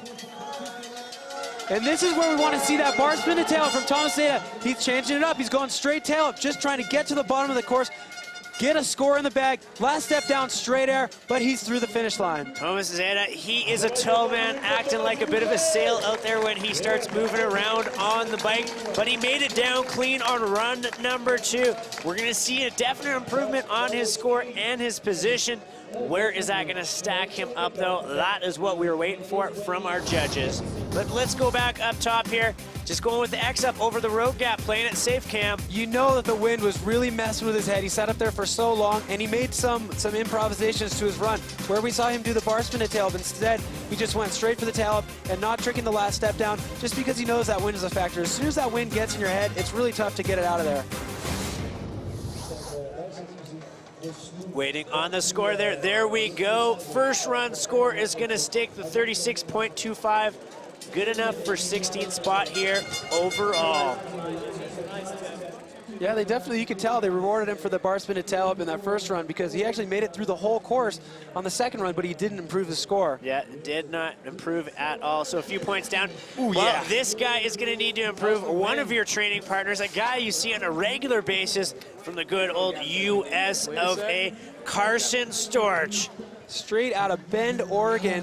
The first slopestyle rider just kind of hailing from Bend, Oregon. A lot of us have moved there, but he's born and bred. We've got a bit of a slopestyle course going now that he's able to practice on. And he's been pulling out all the stops in training recently. Well, he's got 2 great mentors. He's got yourself now that you're a resident and calling yourself a local there in Bend. He's also got Kurt Flores, who has been living down there forever in the day, teaching him all the tricks of the trade, because we used to see Kurt all the time here way back in the early years of slopestyle. Kurt was my idol. He was the first guy to kind of just start doing slopestyle stuff before it was even a sport. Well, he was a bad dude. He hung out with Palmer, but this is another bad dude. Carson Storch coming in on his final run. Oh, you can see how skinny that thing is from that perspective. 360 in that tiny little drop. Tail up in, going for the opposite 360 out. Keeping things rolling with the flat spin regular 450. So dialed. Right into the trick jump. He's got that 3-whip once again, stomping it clean in his second run, just as he did in the first. And this road gap, he chucked the tail before. He chucks it again, but this time he gets perfect pedals. You know he wanted more on this jump before. He's got the flip whip now. Wow. Yes, he's getting it. He's getting it. This is exactly what he was envisioning in his head before he dropped in for this run. Wow, the 360 inward table. Up into the whale tail, 360 off, carrying speed into the final section of the course. Opposite 360 downside tail. Oh, this time coming up short. No, it's not how it's supposed to end. Oh, man. The complementary tricks in that run, having the regular 360 tail up top and the Oppo 3 down whip down here, but the wind whipped him in the wrong direction. But he's gonna put on a show for the crowd. Hey, why not? You gotta give it up for this guy, Carson Storch. Up and coming and always full of fun. Oh, flipping it with barely any speed, starting from a standstill. Man, it's a bummer he wasn't able to get that full run through the finish line, but he's really shown that he's upped his game in the last year, and he's here to play. He is showing that he's ready to be a contender, Cam, but let's go up top. Look at this, changing things up, getting the tail whip right there. And you would never know that was an opposite spin, but it was, and you can tell because he spun his natural direction, going 450, slightly over 360 because it's a hip jump. Dumping it in on that as well. Making that look so easy, tricking that road gap is so tough. And he wasn't able to do the flip whip in the first run, but he landed it perfect here in the second. One thing that didn't go perfect was that opposite 360 down whip, just sliding out. I was really hoping he was able to kind of sit on the seat and keep his momentum, but tires broke traction and that was it. Yeah, Carson Storch, got a smile on his face. He is healthy, he is happy. He actually got stitches earlier today after a crash in practice, so he's been pushing through the pain and just making it happen. You know he is going to be even hungrier at the next round of the World Tour here for Crankworx. Yeah, that's just the tip of the iceberg for what Carson Storch will be bringing here in 2015. Very cool to see him start to progress here in the last couple years. You can't wait to see what he can do here when he finally links one up. For the judges hanging out, they're writing down their scores, ready to put it into the computer here. Oh, and he comes in with a 48.25, so improving on run number one, Cam. He's in that top 15. Fourth place is obviously not what he wanted coming into this event, but it's all about the points. You got to stay on the Diamond Tour. You don't just get a blanket invite for the whole season. Nope. Get those points. Every event matters because you want to be invited to the next one. Consistency is key if you want to keep on that tour. It's kind of exclusive. You can get kicked out if you're not performing your end of the bargain. Well, here we go. Louis Rabot coming down earlier on. He had a 47.75. You know he's going to want to clean that up here on run number 2. Louis Rabot is doing some really unique tricks in the first run. Let's see if he goes for that cannonball again, stepping up into this small whale tail. And he does, taking the feet off, grabbing the seat with both hands, spinning the opposite way out of that whale tail, getting the tail whip, moving right along to the first trickable straight jump. Backflip tail whip, perfect, carrying the momentum into that road gap. He was going for the tuck no-hander, but that thing is so tough to trick, especially in the wind. Didn't get it, but that's a classic Louis Rabot move right there. Going under flip on that cork 360. There we go, getting the regular 360 bar spin on the spine, tuck no-hander up, backflip down. It's coming together, Cam. He's coming together on this one. Ooh, transferring that backflip tuck no-hander, moving so far to the right of the landing. And last jump, backflip tabletop. A little bit better than a straight backflip. Throwing the bike sideways a bit. You need to do something in that backflip, and Louis Rabot did. Throwing it down. Louis Rabot cleaning things up there. And we saw it in DS and S. You got to have the style. Even just a little table with that backflip, that can go a long way with the judges. Let's jump back up to the top of the course there. Actually, my favorite part of the run right there is the cannonball. Really tough to do in the wind, tough to do in that step up as well. He's spinning both directions like we've seen a few of the riders do. Judges always take note on that. Yeah, they know the ins and outs of the riders. They stay up to date with what they are doing. Good extension there on that tuck no-hander, and then coming down into that. Man, his flip tuck no-handers have more extension than most. His hands are almost going backwards. Kind of like the suicide style, but he's got his bars in his lap to keep the bike connected to the body. So getting a little off kilter there. Not a huge table on that one, but is that going to be something the judges notice and they reward him for here? You know, a smooth run all the way through to the finish corral is big, and he definitely learned from the way the judges are doing things, tried to throw variations in where he could, and let's see if he can improve upon that first run score. Yeah, working through the conditions. 55.50, an improvement on run number 1, but only good enough for 13th place right there. Once again, it's all about getting those points, staying on the Diamond Series. Every run counts, every point counts. You want to stay alive in the Tour. Well, this guy, he's only got a few Diamond starts here on the FMB Tour. You got first back in 2012 at the Teva Best Trick, Tom van Steenbergen. Man, do you remember what he did first feature right out of the gate last run? He threw down, dude, and let's see if he throws down here on his second run, and he does it! He has a front flip again, landing so hard. The forward momentum is so tough to slow down on those front flips. Tough no-hitter to toboggan, touching the seat, 360 out of the whale tail. Getting the tail smooth on the hip. Going straight 360, he would have needed a variation on that, but the name of the game is continuing on, getting a full run. The road gap, he gets his hands off, not by a ton. But it's, oh! Another front flip! Front flip landing so smooth on that massive jump. That's the biggest jump on the course, and he front flips in. He actually has the world record for the longest front flip on a mountain bike. Bar spin into the whale tail, back flip out, hold things together. I know he wants a pretty mean combo on this jump. Let's see if he can get it. Tail whip, trying to get a trick afterwards, but just keeping it smooth. One last feature. Tom van Steenbergen flipping into the finish corral. Keeping it Mr. Clean there on run number 2 and keeping it clean from top to bottom there. Tom van Steenbergen, dude, those front flips. It's insane what he is doing there off the first drop. That first one, we're not going to see it again, but he landed so hard. He's flipping forward as fast as he can just to get it around. You know, he had all these smooth tricks on the middle of the course, but hopefully we get a chance to see that huge boosted front flip after the road gap. He did get the hands off, and then on this front flip, look how high he went. It's so difficult to time the rotation, but he didn't even head bob on that thing. Landed perfect rotation, perfect spot on the landing. Tail whip on the second to last feature and finishing it off with a smooth backflip. No variation, but he's in the finish corral.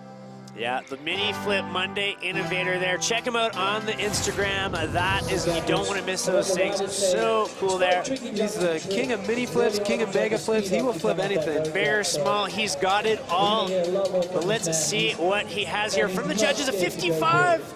So improving on his first run there, jumping up into 14th, but not making an impact on that top 10 there, Cam. It used to be a case where if you did one front flip in a run, there were so few people doing it that it would be such a huge factor in your run. But you know, he had 2 of them, and he's sitting way down there on the leaderboard. Well, we're in the heart of run number 2 here in our finals for Slopestyle. You see Canadian 1, 2, 3.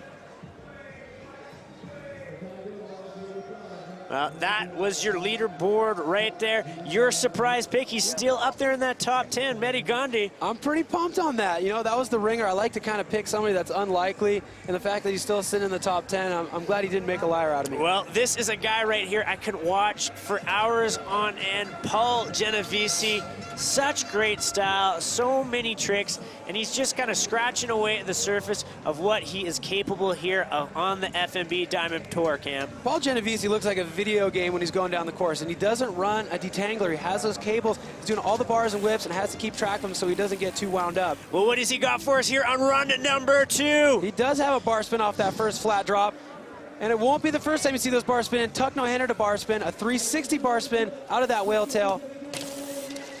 Getting that tail whip, rewinding the bars. Straight into the backflip bar spin. Whoa, looks like he may have slipped a pedal a little bit there. Slipping a pedal on that one. That's such a tough angle to see what happened, but it looked like he was going for the backflip bar spin. And sometimes when you do that trick, your feet kind of levitate off the pedals. That may have been why he had to stop right there. That will be a deal breaker in the big picture with the judges, Cam. But you know what? He wants to finish it out for you here, France, and he wants to do the run top to bottom. Paul's got some real big, boosty, stylish tricks, so I wouldn't be surprised if we see some Superman C-Grab Indian airs for the crowd right now. His run score is going to be a wash because of that bobble. But, you know, the wind is blowing so hard right now, just getting it down to the bottom is probably his main focus. Nope, backflip, 1 foot and X up on the step down. He's still charging. Throwing the combo, double whip. Getting a double. Oh, man, he's thinking about those points right now. It ain't over till it's over. Oh, flip bar down. Instant redemption. The trick that he messed up at the top of the course, he gets on the step down at the bottom. Locking it in there. Cam, you said it, he doesn't have that gyro on there, so he has to be very careful which way the bars are going, which way the bike's gonna go on all those combos there, the bar spins and those tail whips. Like I said before, ADD and slopestyle, not a good combo. Luckily, he's not afflicted. Oh, it was a backflip double bar spin. Now that we have that other camera angle, it's easier to see. That's why he slipped up. He was fitting another bar spin in that backflip on that first double. I'll take a double bar combo to go, please. Sounds tasty. And I thought he was just going to cruise her to the finish line, but he's thinking about the points. No, exactly there. So 33.50, only good enough for 12th position there, but he's after the points. He wants to stay on this tour, the Diamond Tour for the FNB.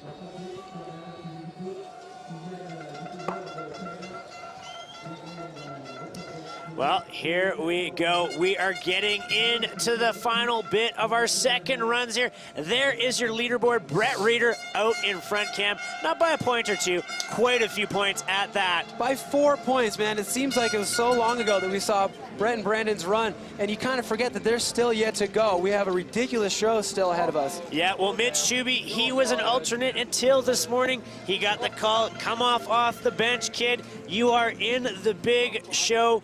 He put together a solid on run number 1. He needs to clean that up here on run number 2 and do Canada proud. He's got that detangler, the math killer, so he doesn't have to calculate like Paul was doing there, thinking about the bars and tail whips. And he made it in as an alternate, so he's just excited to be here. He had to do some last-minute practice to put a run together. And let's see if he can stomp this second one. He's waiting on a little bit of wind here, trying to get it to calm down. You can see on the left-hand side underneath his name there, those are the riders still to come up. So the big names there, but Mitch Chubby dropping in on his second and final run. Mitch Chubby, a late entry off the alternate list, but no stranger to slopestyle competition, been doing it forever. Backflip into the whale tail, a 360 out, getting things started off on the right foot. Tail up on the hip, coming into the trick jump, what's it gonna be? Backflip tail whip, and he lands it perfect. Man, that's just a textbook maneuver everybody's throwing out right now. Tuck no hander on the road gap. He's got another straight trick jump ahead of him. Love the style on that. Superman seat grab and tricking the hip with an alley-oop 270 going into the opposite 360. That could pay off with the judges. It's always important to spin both directions. Mitch Chubby, one of the ambi turners in our field here, not afraid to go the other way. Backflip bar spin on the second to last feature of the course. He's got one more to nail it. Is it Flip clean? whip on the step down. Oh man, he lands it. Oh, I did not see that coming. Flip whip on that step down. Are you kidding me? He ended that one with a bang. I was not expecting the backflip tail up on the step down out of Mitch Chubby. I've seen him do it before, but I hadn't seen him do it yet today. Not getting it 100% clean, but you got to think that could be an improvement on his first run score there. The boys are giving him a high five. But look at this here, getting the extension there on that first in and then getting the 3 out of that, Cam. Yeah, he woke up this morning not even thinking he was going to be in this competition, but grabbed his bike just in case somebody pulled out. He ended up getting into the main show, and look at that style on that Superman seat grab Indian Air, crossing the legs up, getting the flip bar on the second to last jump so he could save the banger for the last one. Going for a flip whip on a step down. He had 2 flip whips in that run, but one of them was on a step down, so not technically a repeat, because doing it on a different obstacle is almost like doing a different trick sometimes. All different trick altogether. Looking relieved, his day in the office is done. He's just waiting for the paperwork to come through and see what those results will put him there. Is it gonna be improvement on score number 1?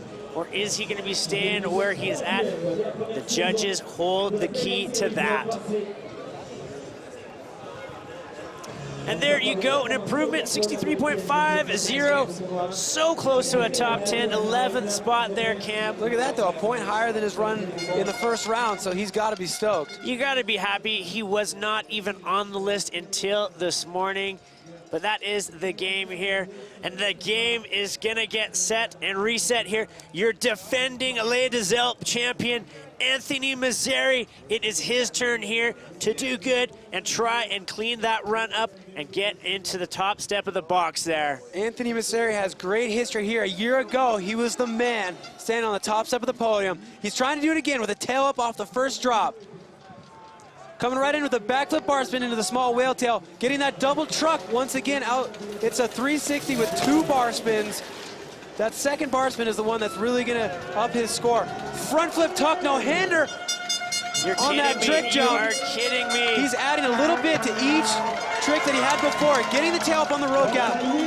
Backflip tail whip where he wasn't able to do before. Perfect to pedals. He's adding the spice that he needed to up that first run score. 360 tail once again. A small foot tap, but he's still on track. Bar spin up into the big whale tail. Flip down, and what is he gonna have out of this railing He's curve? cleaning it up. Oh, a classic Anthony Missouri boost. One last feature. Will he have a variation? Backflip tail up on the step down. Oh, you're kidding me! He lands it! Yes! Oh my God! Oh, tricking across the line there! Are you kidding me? Anthony Missouri! We were talking about how people are tricking features that aren't even features. That was a speed bump. Oh man, people are going nuts right now. This is ridiculous, Cam. Nobody saw that coming. I mean, I would have just been pumped to stomp the flip whip, but he was thinking, all right, feedback on the pedals, chuck the bars off this speed bump. Again, let's go back up top. Look at that, boosting into the whale tail there and getting the combos. Backflip bar spin, a 360 with 2 bar spins out, a smooth tail up on the hip, and then he did do the front flip tuck no hander. We have that second angle where you can get a great look at it. And just adding those variations in are going to improve the score so much, and doing something that nobody expected, bar spinning on that speed bump at the bottom of the course. And that's just classic. An Anthony Missouri run wouldn't be complete without a huge boosted flat spin 360. Here's where it happened though. Backflip tail up on the step down. Look at this. Let's hold on to him here right here and see if we can watch him toss the bars where nobody expected him to. Look at this. Oh my God. Oh, he wanted more course. He's like, 12 features is not enough. Give me 13. That is insane. You can tell he was letting the course come to him. Run number 1 seemed really pushed, not letting things happen naturally. He's got to be in shape too. Usually you get a little bit of arm pump after holding on to the bars, doing all those tricks, but to chuck him down there at the bottom shows he's been working on some fitness. Now he's got his push-up game strong there. Waiting on the judges' game here. Look at that buffed little muscle hamster. That is Anthony Missouri. What is it going to come through as? What is that score going to say? 84.00, fourth place. Getting Nice up, work. improving that run from number 1. Let's go down and chat with Tina and Anthony Missouri. You had some huge tricks, a lot of variation, but what was going through your mind here at the end, especially through that run? I mean, you surprised everyone. You know, well, I just wanted to make myself happy, you know. Top of the run, I wasn't really feeling too much pressure, to be honest with you. Just felt like I was riding with my friends. And just stoked, you know. Felt good, and when you have no pressure, it's easy to ride, so. Well, yeah, guys, and Anthony put on a show for us, especially down here in the corral. Well, thank you very much, Tina. Again, bar spinning across the finish line. No biggie. What is no it biggie. about Les Deux Alpes where Anthony Missouri is just on here? It's the longest, most challenging course. And, you know, he does have a tendency to have mistakes. We saw him mess up in Rotorua. But when he stomps his run, it's always a contender for the top 5. And right there, just feeling like even though this course is challenging because it's long, he wants it to be longer. Well, Canada, 1, 2, 3, 4. Cam, I'm sorry. I am sorry, there is no American in that top 8 right there.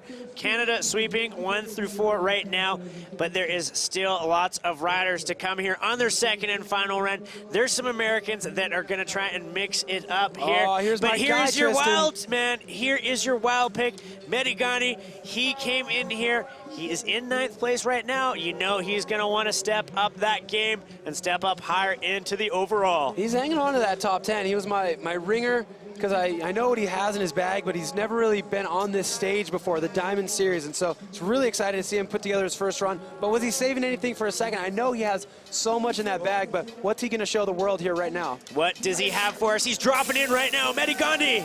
Medigani out of France. He's got the local crowd behind him with a bar spin on that first feature, going flip bar up, painting the line close to the edge there, 360 bar spin down.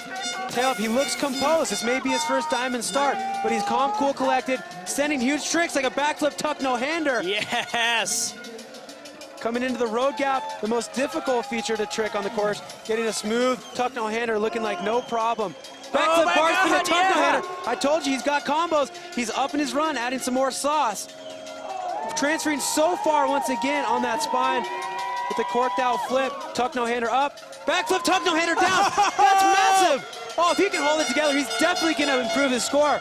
Backflip tail up, get it. No way. He had his pedals for days before the landing. One last feature. Backflip bar spin, Medigani! He does it! Yeah. He does the unthinkable! Oh, man! Oh, yeah, I knew he had it in him. This guy has had to overcome so many injuries over the past few years. He gets so close to being on this Diamond Tour stage, but then something happens. He's here now, and he's stomping runs. First FMB Diamond start, and the guy throws together. Look at this run right out of the gate up top. Man, he was hanging on, almost going off the edge of that first small whale tail, but getting the flip bar in, 360 bar out. Keeping her smooth with the tail up, getting a trick on absolutely everything, even the road gap with that tuck no hander. Great extension on that, by the way. And then he used that great extension when he did the backflip bar spin and tuck no hander, the trick that helped Riener win Rotorua. Medigani has that one as well. On the theme of tricking everything, even getting the hands off, going up the whale tail and flip tuck no hander down. So tough to do with such a short lip. Backflip tail up, and he needed a flip variation. He knew it. He's a smart competitor, and he got that flip bar spin to finish it off right. Wow, Cam, I am on the edge of my seat. That was crazy. That was insane. Well, he was hanging on to the top 10, sitting in 9th before. I have a feeling he's going to up his score, but will move him up the leaderboard. Is this going to make anything difference with the Canadians waiting on that score right there? Medigani, 83.25, nice. Good enough for 5th position. That. He is so stoked. He saw that 9, he was like, I don't like that. When the 5 popped up, you see his eyes just go boom. I'm in 5th place. I am in 5th place. It is my first time here at the FMB Diamond Tour. Wow, wow, and wow.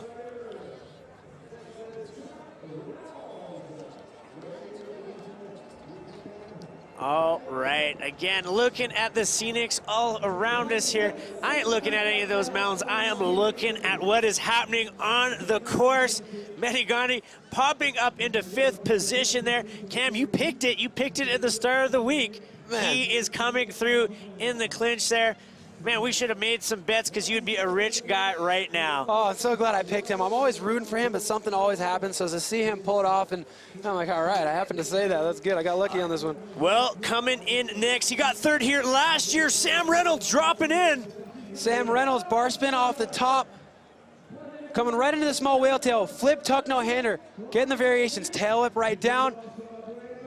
Sam Reynolds was standing on the podium here last year. He wants to do it again. He has the tricks to do so. Let's see if he can hold on. Cork 720. Oh! Man, is that the trick of the year or what? Everybody throwing it down on that jump. So hot right now. Tuck no hander on the road gap. Coming into where he did the nothing can before. Once again, feet alongside the bike, hands off, just floating. Luckily didn't get wind blown on that. So vulnerable, being completely separated from the bike. Going into whale tail, missing the no-hander, but no big deal. Keep it rolling with the back flip out. Sam Reynolds coming right out of that berm, going double down. Oh, no. Oh, losing control, throwing the bike out. He's all good, though. He got a little bit separated from the bike there in that double tail, but he's all smiles. One of the best smiles in the game there, Sam Reynolds. Going down there on that trick. But, oh, my God, giving a wave to the fans, giving a wave to the French crowd. All right, Sam Reynolds. That crash there means run number 1 is what he's gonna have to stick with there. 36.75, good enough for 9th. He is a top 10, not like last year's 3rd, but still solid results, solid points in that big picture, Cam. It's a good thing he's not acting angry right now because I feel like it's impossible to be angry when you're wearing 80s shades. No, not at all. You gotta be stoked. There we go, looking at that. A couple French riders up in there, Medigani, Yannick Grenari. We saw them drop in earlier, but hold on a second. It's hammer time. It is Sam Pilgrim, and he is ready to throw down on his 2nd run. It's Sammer time. We had Sam Reynolds going down with the RoboCop sunglasses. Now we got Pilgrim right here with less than all of his teeth. Boom, 360 started things off on that skinny, tiny little drop. So technical. Backflip bar spin in to the small whale tail, 360 tail up out. So much going on in this run. getting inverted on that 270 table. Getting that Cork 720. Sam Pilgrim is on a heater. He's had a history with this road gap. He gets the backflip table this time. Redemption from a few years ago. Backflip tail up, catching so early. Taking a breather right here, making sure he knows he's got a few more opportunities for tricks. He wants to make them count. Whale tail up, tuck no hander, down, flip with a little bit of a table. Railing speed out of that berm. And he's got a backflip Superman going super high in the air. What's it gonna be on the step down? Backflip tuck no hander. He gets it, Sam Pilgrim linking it up, Cam. He said he had more in the tank, and there we go. He added some more sauce to the run that he had in the first round. Should be able to up his score. Hammer time just finished there, and he threw it top to bottom on that one. Sam and Sam giving each other a hug. But Sam Pilgrim looking at this run. Great combinations right out of the start gate. Flip bar up in, 360 tail up out, making it all look so clean. Getting that 360 click table with the Alpes in the background. Somebody snap a photo of that, please. Cork 720, the trick of the year. Landing it like it's the easiest trick ever, but it's not. It's the hottest trick. No, it is so 2015 right now. Backflip tuck no hander on the step down. Getting the variation on the step down. The judges love it. Let's see what number they assign to that run. I am very intrigued to see what will happen here. What are the judges gonna say? And Sam Pilgrim made it right into the finish corral before that huge wind gust. We're hoping that it slows down before the next rider.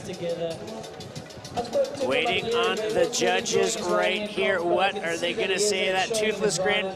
Even with after all his podiums, he still hasn't gotten that tooth fixed. You know, it's because he likes it. It's just part of his flair there. He's always got the guns out. He's always got the tooth missing. Some people wear zebra pants. Some people have no teeth. So the judges are debating right now, punching in the numbers. They're looking at things there. Here we go, getting that entered in.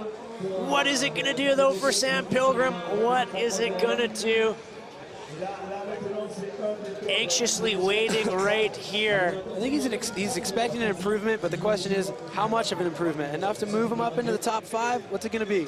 Yeah, what is it gonna be here? The British rider, Sam Pilgrim, 84.75, fourth spot, Cam. It is enough to move him into the top 5. Top 5, great to see him coming back here after all things that happened last year. But you're 1, 2, 3, 4 there, still looking good on that. Well, his strategy paid off. He had a bit of a safety run and then added some extra stuff to the second one, and boom, there you go. He improved his score. Well, we have a few riders left. We have 3 riders left. Tommy G, Brett Reeder, and Brandon Semenuk. The question is, what order are they gonna finish in here, Cam? Oh. That is where it is at. Tommy G dropping in. The drama, Tristan, setting it up. 360 off the top drop, backflip tuck no hander into the small whale tail. 360 tuck no hander going identical to his first run.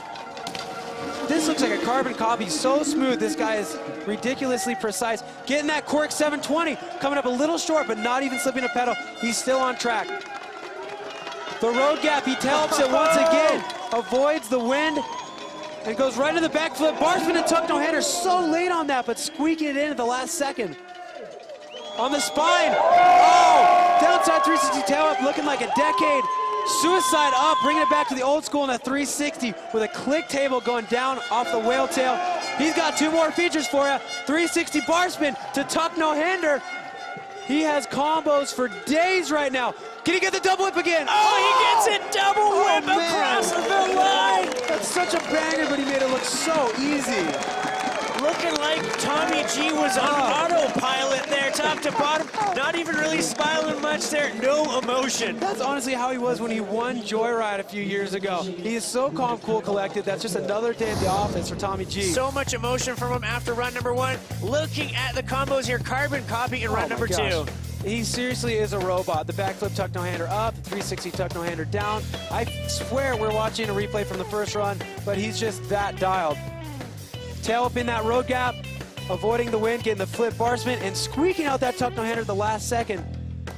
That no hander can mean so much on both those variations, the flip bar to tuck and the 3 bar to tuck. It can be a deal breaker, Cam. That can be a deal breaker for sure. Could be a deal maker for Thomas Genon right now. Well, we're going to have to see here what they say. Carbon copy run, an improvement, but how much of an improvement will it be? Well, some of those combos, man, were quite a big improvement. Here we go. What are they going to say? An 88! Good enough for third spot! There's the smile. Look at that. He was not satisfied, even though his first run was so awesome. He had more. Yeah, Tommy G right there. Well, it is here. It is now. You have to be online. You have to be here in France to take it all in. Cam, Brandon Semenuk, second last rider. He has to play it all out. He has to put all his cards on the table if he wants to take the win here today and stop Brett Reeder in his quest for the Triple Crown. Oh my goodness, one of the most dramatic moments we've seen in the history of slopestyle here, 2015. We have the Crankworx Triple Crown.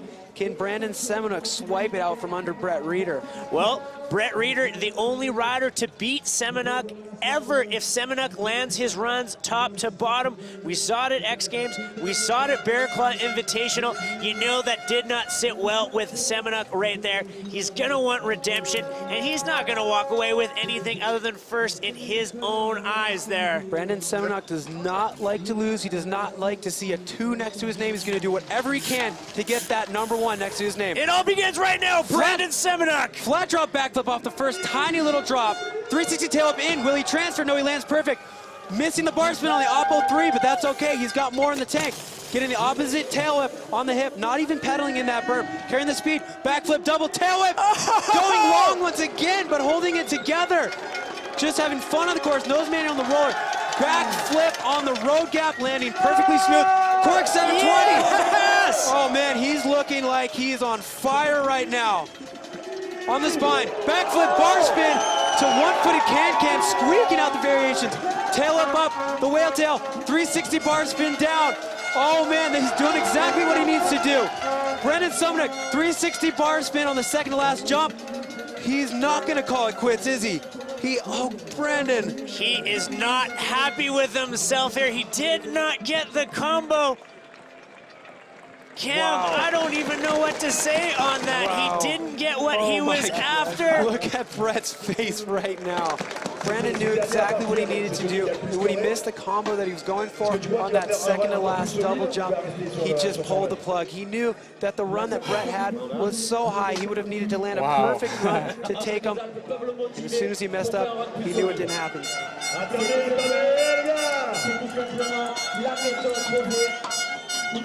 Well, let's see what the judges say on that. Not enough means his first run sticks, which means one thing only, Cam. That means Brett Reeder is still in your number 1 spot, which means he is on his quest to the Triple Crown. Let's listen to him.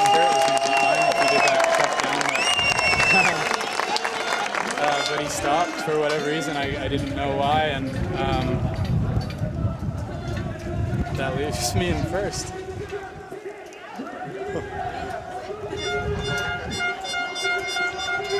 I think it was about 40 years since a horse won the Triple Crown. It doesn't happen very often. Is a human going to do it this year? It's so unlikely. Look at the emotion in his eyes there. It is like the student is becoming the master, Cam. That means 2 in a row here.